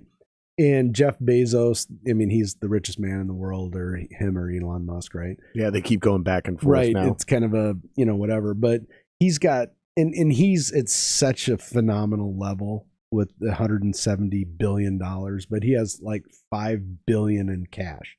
So there's really no deal that would present itself that he couldn't capitalize on with $5 billion. I mean, what couldn't he buy? I mean, he couldn't buy Berkshire Hathaway, couldn't buy Coca-Cola, but I mean, he could damn near go out and buy Polaris, which has a market cap of $7.9 billion. And this guy's got $5 billion cash on hand. You know what I'm saying? But that's the scale of shit that he would do. You know, so, you know, that's always the conundrum. And now I'm kind of trying to subscribe to that, where it's like, you know, start keeping, because my old school thought was, well, the minute I have cash, put it into something to make you more money. Gotcha. And I agree with that, but the fucking thing better be a home run. I mean, it better be something that you're going to hit it out of the ballpark. Otherwise, stay somewhat liquid. And even look at now with the economy the way it's going. Right. You know, my rule of thumb was always, whatever my monthly living expenses were, I made sure that I had 3 months worth in cash, because I figured if I can't figure some shit out in 3 months, you know what I'm saying? Yeah. They used to say back in the day, like when they taught this in school still, right? Like I remember being in middle school and they were teaching this. It was 6 months. Yeah. And I think that's been lowered to 3 months just because nobody can do 6 months. Right. Like, well, look at the cost of shit. Right. I mean, the days of one parent staying home and raising their children, those days are gone, dude. Pretty much, yeah. I mean, for the average Joe American person, they're gone. I remember growing up, and, you know, I'm 50 in April, right? I'm 50 next month. So I remember growing up, and, you know, my mom was a single mother. And we'd come home, but like all these people that were married, like their moms were home and shit. And now when you drive in these communities, it's like a fucking ghost town. Mm-hmm. You know, the kids are inside playing video games because no one's parenting them, you know, and not saying, hey, you need to get outside and get some fresh air in those lungs and actually move around. So you're healthy, and both parents are working. Yeah. And that I believe is a decline. That's the suburban shit. In the cities where I'm from, it's kind of the opposite. The kids are out on the street doing crazy, dirty ass shit because the parents are both either fucked up or at work or they're at home. So the kids are out not at home and they're doing crazy shit unsupervised. But back in my day, everybody raised everybody's kid. You know what I mean? Like you ever hear, like it took a village, right? And when you saw, little Billy, Marla's kid from down the street, and he was out fucking up, like a parent would call him out and go, you need to quit destroying that or, stealing, whatever you're doing. Yep. But nowadays, no one says anything. Well, and if you do, like, if I ever say anything, like, these kids fucking not only talk back, but, like, they'll fucking try to start shit. They'll try to fight you. Yeah, it's like, dude, you're 14. Yeah, I'm a grown man. Or even 16 or 17. Right. Because then they start getting a little bigger and they think they're actually tough. And it's like, listen, motherfucker, like this is not how this goes. Is where it gets scary is when there's 3 or 4 of them. Right. And it's like, okay, yeah, I could easily beat 1, maybe even 2 of your asses, but 3, 4, that's how grown men get beaten to death. I know. That's how you end up on World Star with your head getting stomped in. But the problem is the mindset of the youth, right? Right. That's what's crazy is like they're either hyper aggressive or they're completely complacent. That's what I've been noticing. It is like 2 opposite ends of the spectrum. Yep. It's so that. That's what I've noticed, at least. And you're spot on. Anecdotal experiences. But, so, okay. That's the message they're getting at home. Okay? And I think that a certain segment of our politicians, I guess, or the government, or however you want to look at it, I don't know how to is it, I guess, but they're almost destroying the family unit. And you're close with your parents, you have a relationship with them, sometimes strained, sometimes because we're all gonna have disagreements, we're adults and this and that. But I think people that have relationships with their parents and that are trying to be involved in each other's lives have a different moral standard. When you just go, hey, fuck it, I don't want to be bothered. You go out and have this kind of what do they call that when like a heathenistic kind of do whatever makes you feel good. Well, when you don't have those boundaries at home to know what's right and wrong, you're going to go out and do whatever makes you feel good because you don't think it's wrong. Right. So even if you do though, like even if you do know that it's not right, but that's your pleasure center. Like that's your fucking button to hit so you can fucking escape the shittiness of your everyday. And no one's held accountable anymore.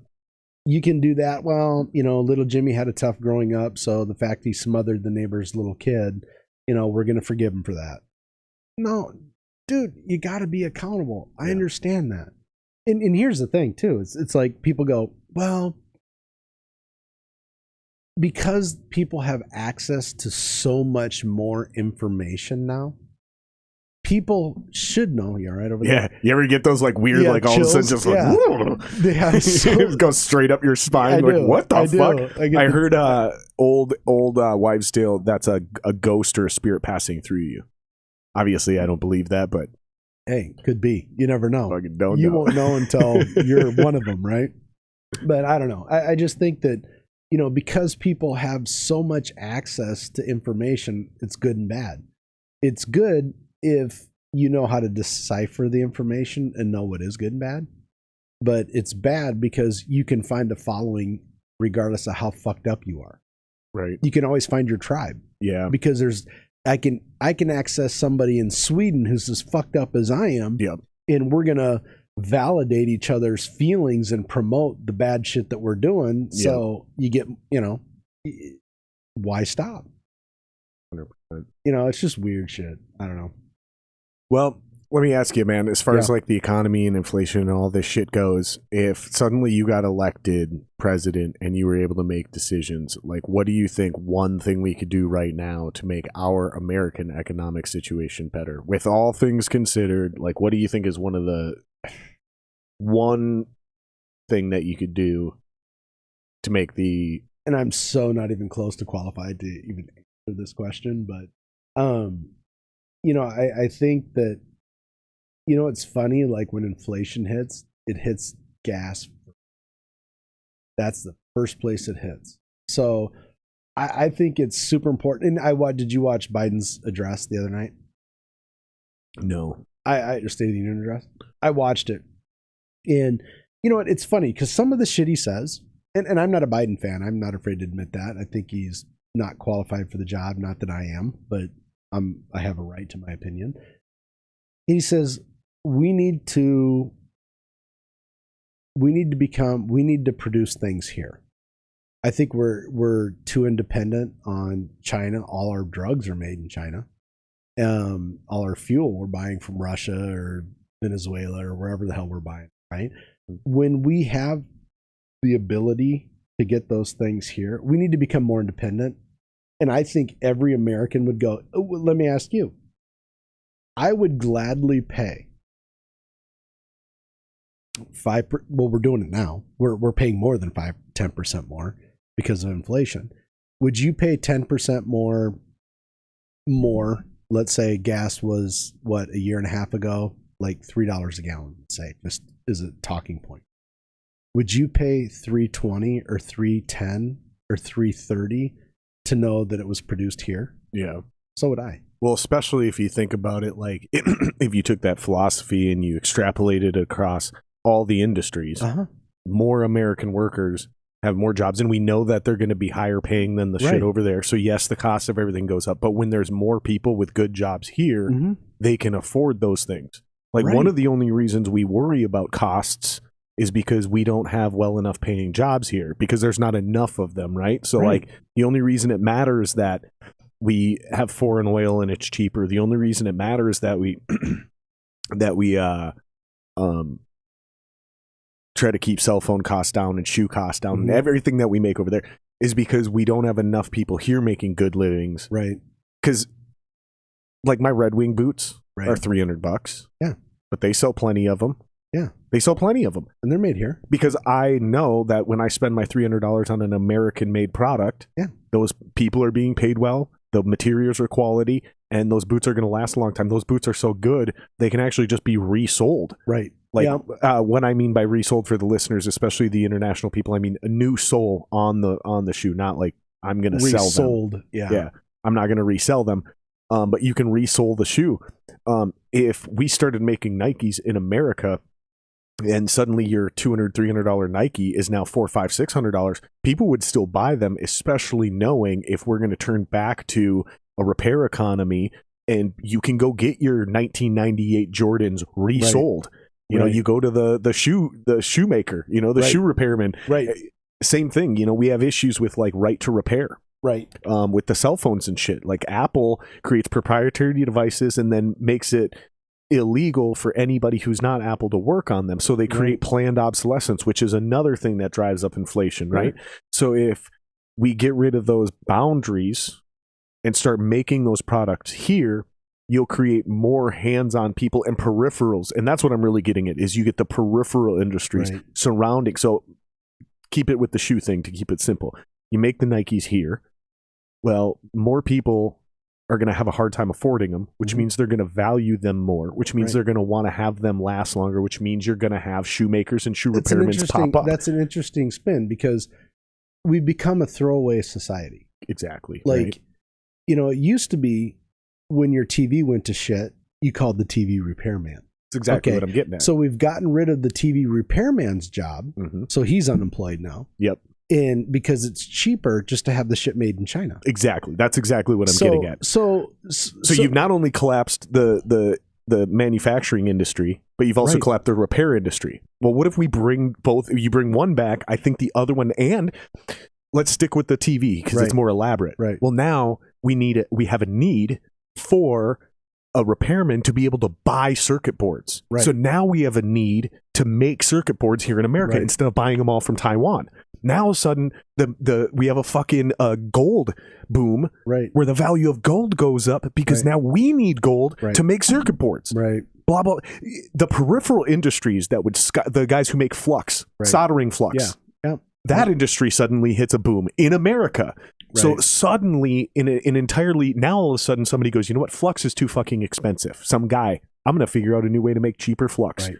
Now we can start bringing the costs of things down by creating more industries within our own borders.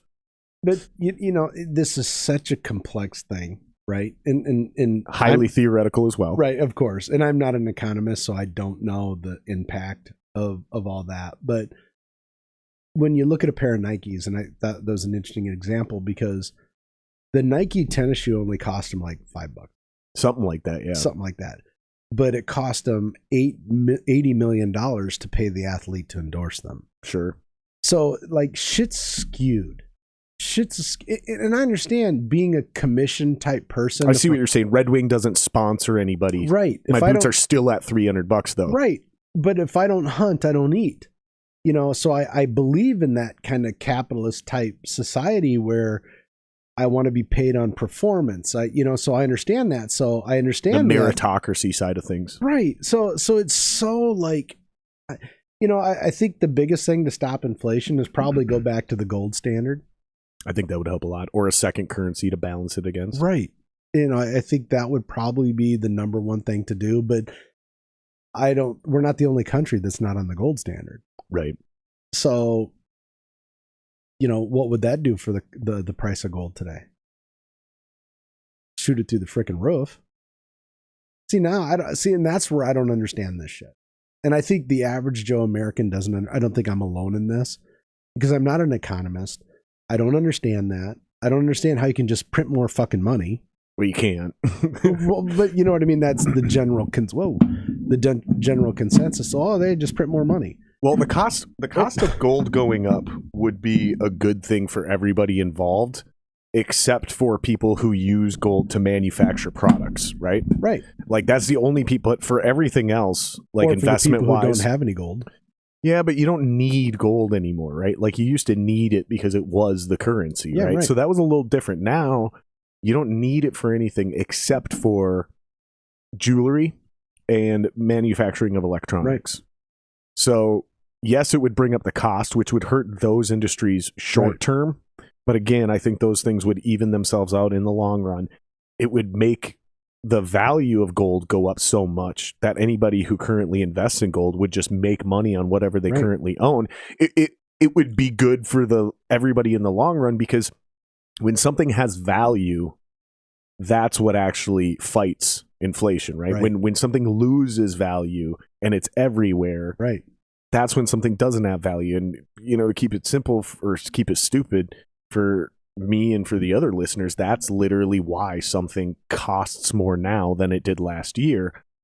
It's because the value of your dollar doesn't have as much weight to it. Yeah. And the reason for that is because in order to help with the pandemic and fight inflation then, they printed more money, which has the opposite end effect. And we all sat here and warned people about this. This isn't the right way to do things. This isn't the right way to do things. It's funny how... But then you look at kind of society in general and you go, people didn't care because they were getting checks. Right. So they didn't care. So you go, okay, I mean, at some point, that's where like social conscience is like a thing of the past. Like people don't think of things on a social scale. They think of things on an individual. How does this impact me? Right. And I understand that flight or fight or like the survival kind of thing. I know you have to do that to a degree, but I mean, people don't help people anymore. Mm-hmm. They'll see you struggling or, I remember, you'd see an old lady carrying her groceries in, you'd always help her. And that's pretty simplistic kind of example to that. Or, they had a barn raising, right? Everybody went over and chipped in. Now it's like, well, no, if you pay me, I'll come over. It's like shit doesn't go on anymore. Like I think a headier example would be like when the fucking Mayans or some of those ancient cultures chopped down all the trees, right? So for example, we learned enough as a society to where cities like Minneapolis, New York, spend money to plant trees on sidewalks. Right. Why? Well, it's because we realized if you literally don't have any trees, we're not even just talking air quality. We're talking like it has this cascading effect, this really big cascading effect. So cities spend millions of dollars to plant trees in the city. And I'm not talking about Central Park. I'm talking about the fucking literal fucking sidewalk trees. I get that. You know what I mean? Well, because we learned from those past civilizations, but is what's interesting is we're not using that same type of collective wisdom on an economic level. Right? I think that's and that's why I said it's a headier example, but I think it's a great example because if you think financially long term, we're chopping down all our metaphorical trees, just like the Mayans and the Aztecs. And it's, well, not the Aztecs, but the Mayans. Right. And it's gonna collapse us. And the reason they did it was because they needed to burn the wood to make charcoal, and they needed the ash to mix with the charcoal so they could create whatever they were doing to build their structures to make. So it wasn't even like just sheer greed. It was like a long-term ignorance. That's what we're doing economically right now. Yeah. So we've shown we can make those good decisions, but we've also kind of shown that we don't have the ability to make them in real time while shit's hitting the fan. Mm-hmm. It isn't until we see the fall or the collapse of something great that we learn from that. Well, that's what kind of sucks as societies. We only learn from other people's mistakes, but that's after they've happened. Right. But that's how difficult that job is. You know what I mean? Because it's kind of like having a company. When you have a company and you have 5 employees, man, you're fucking nimble. You can make decisions. You can change the course of the company so quickly, and everybody's on board. But as that company grows, it's like momentum, right? Like if you drive a little small car, it's easier to whip around the corner fast because it's not going to fly off the rails because doesn't have as much momentum. But you get a big semi truck and try to pull the same thing, it's going to tip over. So I think the same thing kind of happens, is that it appears that they should have seen this coming, and I think in a lot of situations they probably should have. But it's too big to change quickly. Well, and then there was a lot of people too, like, who didn't like the fucking what is it called? The fucking, there's 2 of them. There's the North American Trade Agreement, right? NAFTA. Yeah, NAFTA, North American Free Trade Organization. Sorry, and then there's the Pacific Trade Organization or something with us in China. Yeah. There was a lot of people that warned, like, this is great short term, blah blah blah blah blah, but if something happens, we're completely. But again, they weren't listening. Now we go, oh man, when the pandemic. But when you worried about a pandemic or another World Trade Center or a world war, if you brought that up in the 90s or the early 2000s.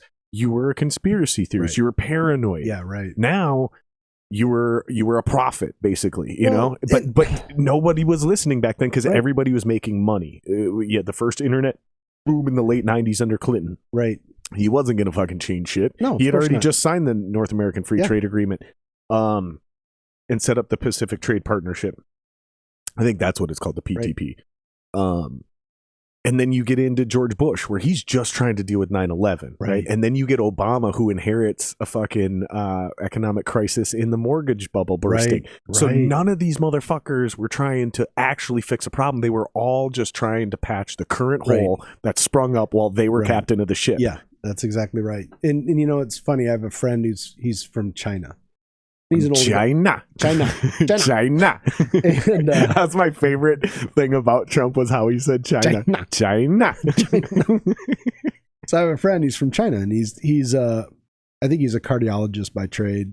And he flies back and forth to China. He's retired now, but he consults and stuff. And he says, you know, the biggest difference between our country and China is he goes, China is in it for the long-term play. Yep.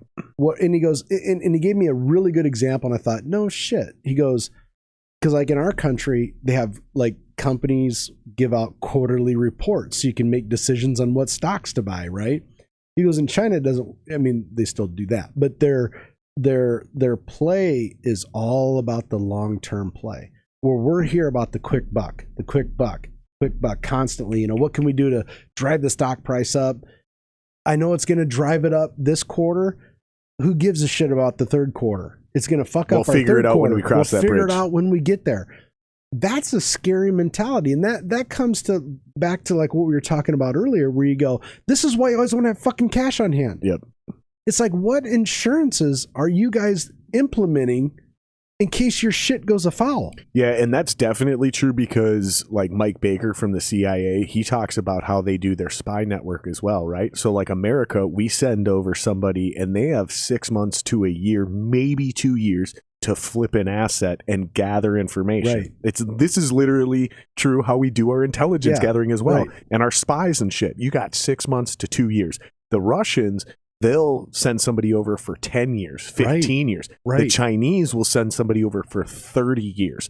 Like the Chinese will send somebody over as a child, and their only mission is to get good grades, graduate, go to a good college, and get a good job. And then if that job happens to be in a position of influence, whether it's for a major stockbroker, whether it's for an energy corporation, whatever, then the Chinese government will call and activate that spy and be like, no. You're here doing our bid. This was the deal. This is how you're doing it. This was the deal. And dude, sometimes somebody will be over here for 30, 40 years. They'll be our age and never be activated because they never got to a position of influence. Right. But that's the kind of investment China is willing to invest in their intelligence operation. Right. Think about what they're willing to do for an actual dollar. Yeah. Way more. Yeah. Way more. Yeah. So I agree with you, and I think they're doing that in more than just one area. But of things.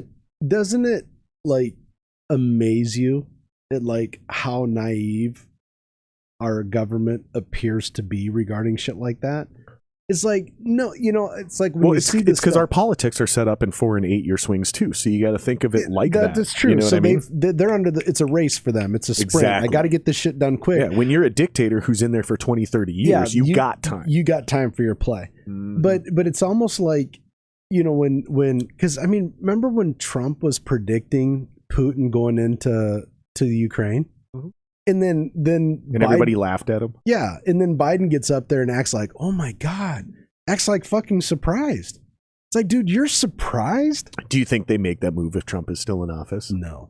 I don't think so either. I think Trump was crazy enough to where I think Putin wouldn't have done it. He just said, that's too risky. Because they weigh it out, right? They're weighing it out. And I think what Biden did, and a lot of this, you get from watching the news and reading things on it, but how he exited Afghanistan told the world, dude, you can get away with whatever the fuck you want. Mm-hmm. That's my opinion.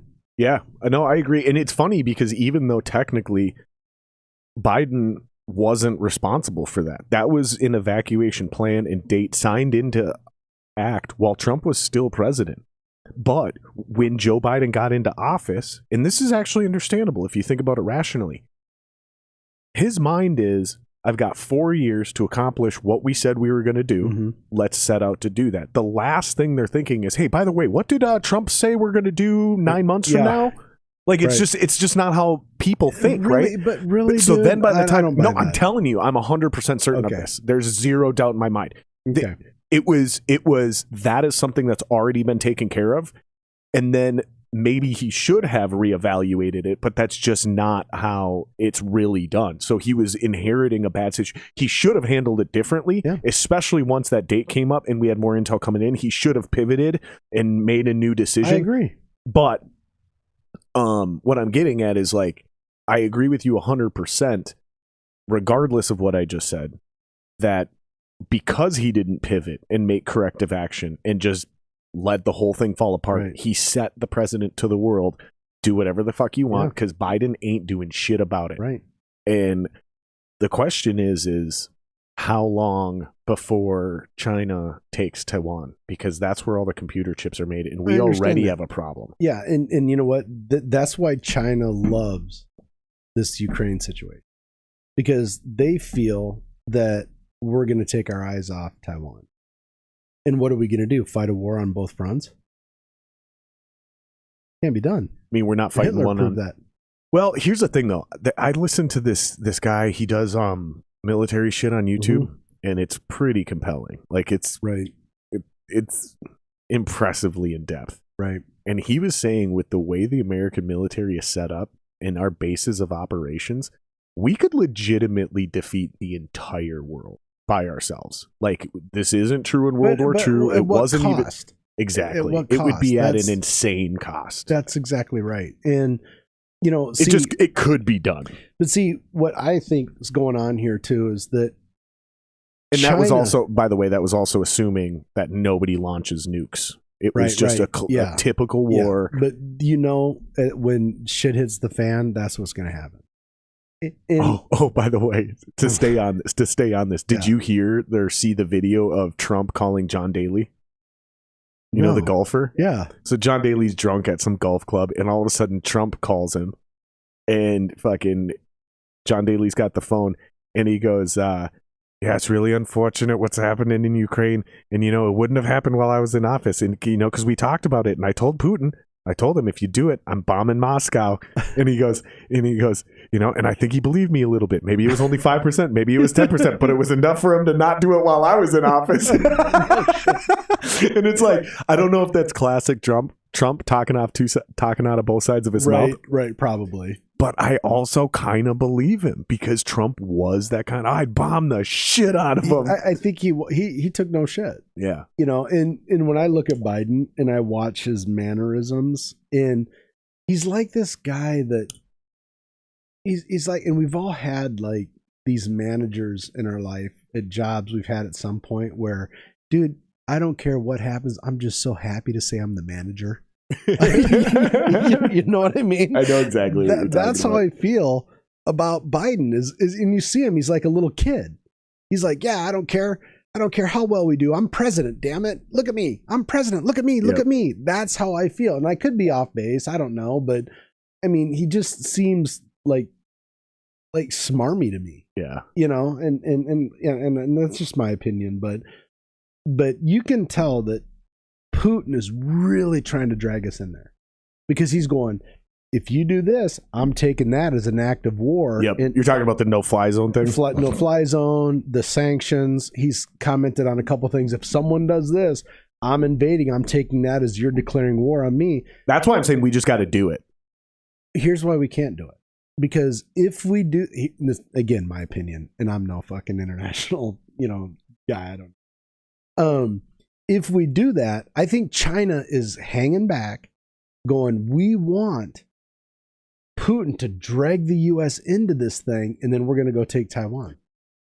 Okay. I see what you're saying. I think they're just going to take Taiwan regardless, but I see what you're saying. Yeah, and that could be true. I wonder if the American people would be okay with us actually going to war for real, like an actual war. Not this. I think the problem most of us have had was the wars on terrorism, because they didn't feel like real wars. Yeah. They felt like us just running around the world blowing people's shit up. You see what I'm saying? Yeah, this is just trying to police the world. So what are you doing? That's not it's Vietnam all over again. It's exactly, not your battle. Right? Like with Afghanistan, with Iraq, it was us going in and warring against regimes that weren't even there anymore, and then we were hanging around to fight terrorism, which is basically extremists that we created. Mm-hmm. I don't think we would feel that way if we actually just manned up and said, no, we're going to war with China because we're going to defend Ukraine's sovereignty with them, not for them, but with them. You mean with Russia? Go to war with Russia. Yeah, what did I say? China. Oh, yeah, my bad. Yeah. Or China, to defend Taiwan. I think you're fighting them both if you go in there anyway. But because I would not be as nearly against that war as I was Iraq or Afghanistan, because the difference too is that the Ukrainian people have a government, a functioning government. They're willing to fight, and they just need help. That's a justifiable thing to go into. Whereas Iraq didn't have a functioning government once we ousted Saddam. Neither did Afghanistan once we ousted the Taliban. And then, as we were there, the Afghani people weren't willing to fight for their own shit. So we bailed. You see what I'm getting at? No, I totally get that. It's like you help those who want to help themselves, right? And I agree with that sentiment. I really do. And that's why I agreed with Biden for the way he pulled out, because he's like, look, man, I know we should stay and we should fight, but if the Afghani people are literally going to just set their guns down and run, we're not fighting for a country that they're not willing to fight for. And I wish we would have figured out a way to get that equipment out of there and do a better job. But But, he left a lot of Americans there, from what I understand. Yeah, see, and that's, to me, That's bullshit. yeah, and that's where I'm getting at. Like, That's where bullshit. I think he should have pivoted and handled it differently, but Yeah. I'm not 100% sure what was realistically possible. Because, like you were saying, you're not an economist. Yeah. I'm not a fucking general. Yeah, I mean, You know, it's really easy to armchair quarterback this shit from CNN, but right. Well, that's it's fucking war. It's fucking war, man. I get that. And it's crazy. And I think it'll be a lot easier to look at this in 5 to 10 years. Well, sure it is. But I don't know if I would have done anything different or better if I were Biden with the evacuation in Afghanistan. But as what I will tell you is I would have a much different attitude right now about Ukraine. Like, I would have a much more aggressive attitude. Yeah. And I would be actually talking to senators and congressmen about going to war. Like, who they need to talk to is get the people in NATO behind it. They need to get all the other countries in the world to man up and join forces and go, look, we're tired of getting pushed around by China and Russia. Yep. But the problem is a lot of other countries around the world are tired of the United States. I'm just checking to see if anybody's typing anything in. Are tired of us getting pushed around, or us pushing them around. Mm-hmm. They feel like, having traveled. I mean, I've been to 28 different countries. Met a lot of people. I like to assimilate when I go there and live like a local, and you meet a lot of people. And a lot of countries don't like Americans. And I understand that because I've been in places. I was in Sweden one time. I was in Göteborg or Gothenburg, Sweden. And I was out drinking, having a good time, hooking up with some local people. And we went to this little hamburger stand after bar closed at 4 a.m. And there was this fucking asshole out there. He was from like Texas or somewhere, right? And he was just the biggest douchebag, talking loud about how he's an American and he's this and that. And I'm like, and I walked up to him and I'd been partying all night. And I'm like, dude, I'm American too. Why don't you shut the fuck up and quit embarrassing us? And I said that to him. And he, oh, what are you going to do? And I said, beat your fucking ass in front of all these French people. yeah, right. But Swedish people. Yeah, but nonetheless, I mean, I can understand why people have, I mean, I've seen it firsthand, dude. So I can get why they might have a little distaste. Sure. And not, but then I've met a lot of people that go, I used to hate America or Americans until I met people like you, or I went to the United States and realized what my perception was wrong. Sure. But that's human nature. You can only perceive things based on the things that you've been exposed to, unless you're fucking Gandhi and you can go, well, be the change you want to see. And you can understand that what you're Gandhi was a piece of shit. No, Gandhi beat the shit out of women. Well, did you know that? Like, Gandhi was not actually a good person. No, like, Gandhi was a fucking piece of shit. Okay, Mother Teresa. I used to quote him all the time until I found that out, and I was like, God, I'm such a dumbass. Well, how would you know, right? But there again, here, perfect example. Right. There was your perception. Exactly. Without knowing the true facts. Why do you think they always say, you never judge a man until you walk a mile in his moccasins, right? So, if I can get that word out. But, so I understand. I like the longer version of that phrase. You don't judge a man until you've walked a mile in his boots, because then he's a mile behind you without boots. I don't know why, but the longer version of that just like it still has the like gravitas, but then there's a little bit of humor to back it up with. I love it. I love it. Dude. That's funny. You're a dork. That was funny. But so I get it, but bottom line is I think you have to kind of put your differences aside and go, yeah, I may not want to, like, America may not be the company I want to team up with, is their country I want to team up with, but what's going on there is wrong. Yeah. See, because they say one thing that unites, not communities, but civilizations or people or countries or whatever, is a common enemy. Yep. Once we have a common enemy, then all this other shit that everybody's been worried about in here is going to go away. Yeah.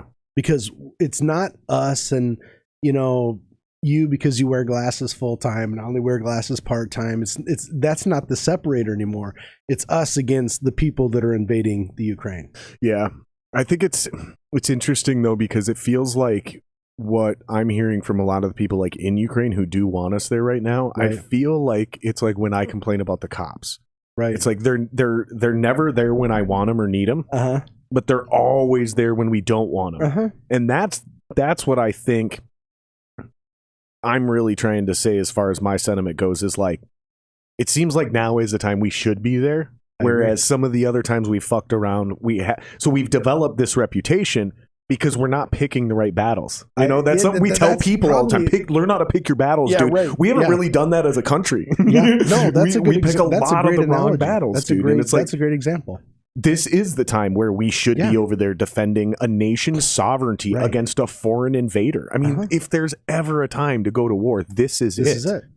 Yeah. Terrorism, that was a sketchy deal from the beginning. They got us emotionally charged up to go to Iraq and Afghanistan, but there wasn't any, especially in retrospect, there wasn't justifiable evidence, the weapons of mass destruction. I mean, now we know we were just flat out lied to, right? Yeah. Whether it was misinformation or disinformation, trust me, they just wanted Saddam Hussein out of there, right? And that's what I mean by was it misinformation or if it's disinformation, they lied deliberately with the intent of going to war. If it's misinformation, that means they just got bad intel and then they made bad decisions. I understand that, and that's possible. Obviously, that part's debatable, but what's not debatable is whether there was actual tangible evidence. Right. In retrospect, we know there wasn't. Right. However, we don't need 5 to 10 years from now to see that there's justifiable reason to go help Ukraine. That's 100% right. No. We can see that now, and we should be there now. I agree. Because, it's like one of those things where if we allow them or China, and that's why I'm still pissed off we didn't do anything about Hong Kong, but they did it mid-pandemic. Right. Fucking coronavirus drops, boom, let's grab Hong Kong right now while the world is freaking out. And it worked. And we're just allowing the two most corrupt nations in the world, China and Russia, we're allowing them to annex territories and become even more like Hong Kong was one of the strongest economic hubs in the world. You know, like HSBC. You remember them? You're in credit cards. HSBC, Hong Kong Shanghai Banking Corporation.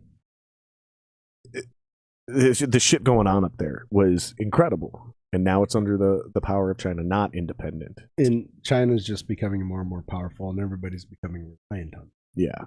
I mean, they produce, 90-something% of all the medications we take here? It's fucking terrifying, too. It's scary. And who's to say they just don't put fentanyl and all that shit? Well, a lot of our illegal narcotics also come from China. Did you know that? Fentanyl does. Like a lot of the like oxys and fentanyl and fucking...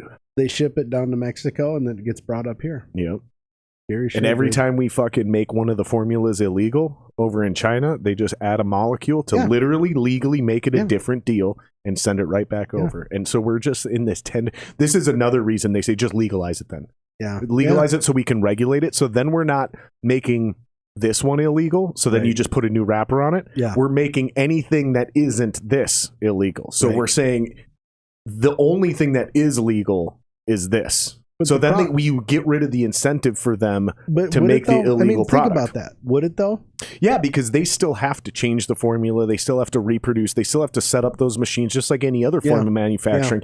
If they're allowed to make money on this thing, they have no financial incentive to make other things. Right. So then you just tax and regulate that. It makes it a lot easier because now you're eliminating anything else. Everything they could potentially make is illegal. Whereas right now, we're only making illegal what we find after the fact. And the funny thing is... I feel like that didn't make sense, but it definitely did. It does. And I think that, they are making that shit at such an alarming rate because of the illegal trade. Because there's a supply and demand. There's enough demand for it, and they don't give it. You think China gives a shit if we implode because everybody's using drugs over here? They would love it. They would love it. Well, who was it that after World War II said, we're going to take over the United States and not have to fire one shot? Oh, that was somebody from Japan. They said they were going to declare war on our economy. And then we eventually allied with them, and it didn't work. But But I mean, in essence, that's what's going on. Yeah, exactly. But instead of it being our actual enemy from World War II, it was our ally during World War II. That's another thing people don't realize. 70 years ago, China was one of our best allies in that war. Well, yeah, because Japan attacked them too. Japan attacked China before they attacked us at Pearl Harbor. There's an ancient story, not ancient, but there's a story from that time where some American pilots got shot down and ended up bailing and landing in China. And there was like a small village of Chinese people that helped these Americans. And I don't remember how the Americans got out. Yeah.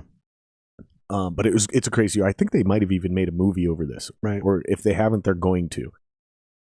And the fucking Japanese murdered like something like 1 million Chinese people trying to find these fucking American pilots that were shot down. Like, the Japanese were ruthless. They are ruthless. And they only attacked us because the sanctions we put on them during World War II. Yep. So you see, history fucking repeats itself, man. Yep. Napoleon did this shit. Hitler did this shit. Same thing. They're going to warn you when the sanctions are You're there. right, even on the Hitler thing, because Hitler did everything he did because of the sanctions that were put on Germany after World War I. Right. And he was bitter. I've never read Mein Kampf, and I want to read it. Just because I'm curious, right? I'm not aligning myself with that ideology in any stretch, but that's exactly what he had, a big chip on his shoulder, and he was, and you think about him, the guy's a fucking drug user, the guy was fucking pedophile, the guy all kinds of. I heard he had like the world's smallest penis too. I saw that on a show. Wouldn't be surprised. It wouldn't be surprised to me either. But you know, he just another narcissist that just. He's sociopath is what he was. Yeah. And it's fucking crazy, dude. You think Putin's any different? No, I don't either. I don't.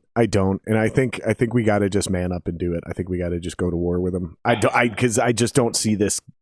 I don't think it's going to end quickly either way. But I think the longer we wait, the longer it goes. And like the sooner we jump in, the sooner we can end it. I think we need to fund. And I know Biden put in some $10 billion request to fund. I mean, this may sound sick, but I think it's probably the right move to do, is fund the shit out of the Ukrainian people. Open it up if you want to join the Ukrainian Foreign Legion. You can go over and fight with them, which a lot of Americans are doing, I understand. And give them the weapons they need. They're going to beat the shit out of Russia enough. Yeah. You know, I fucking certainly hope so, man. Me too. I hope they get their asses handed to them. Yeah, I do too. Well, let's wrap this up, dude. I think it's the perfect time. I got a couple things I want to ask you as we get off the podcast anyways. But yeah, I appreciate you guys hanging out with us. Like, subscribe, share. You know the drill. You're all on YouTube. You know what to do. I don't have to tell you guys shit. But yeah, fucking, this was awesome, man. Yeah, let's not make it 120 episodes in between your next appearance. Okay, we'll do it. Yeah, because I think you were 6. Was I 6? I think you were number 6. Oh, shit. Now it's like 128. Well, I'm surprised you wanted me back. I appreciate that. Surprise. Get the fuck out of here, bro. All right, we love you guys, man. We'll see you guys later.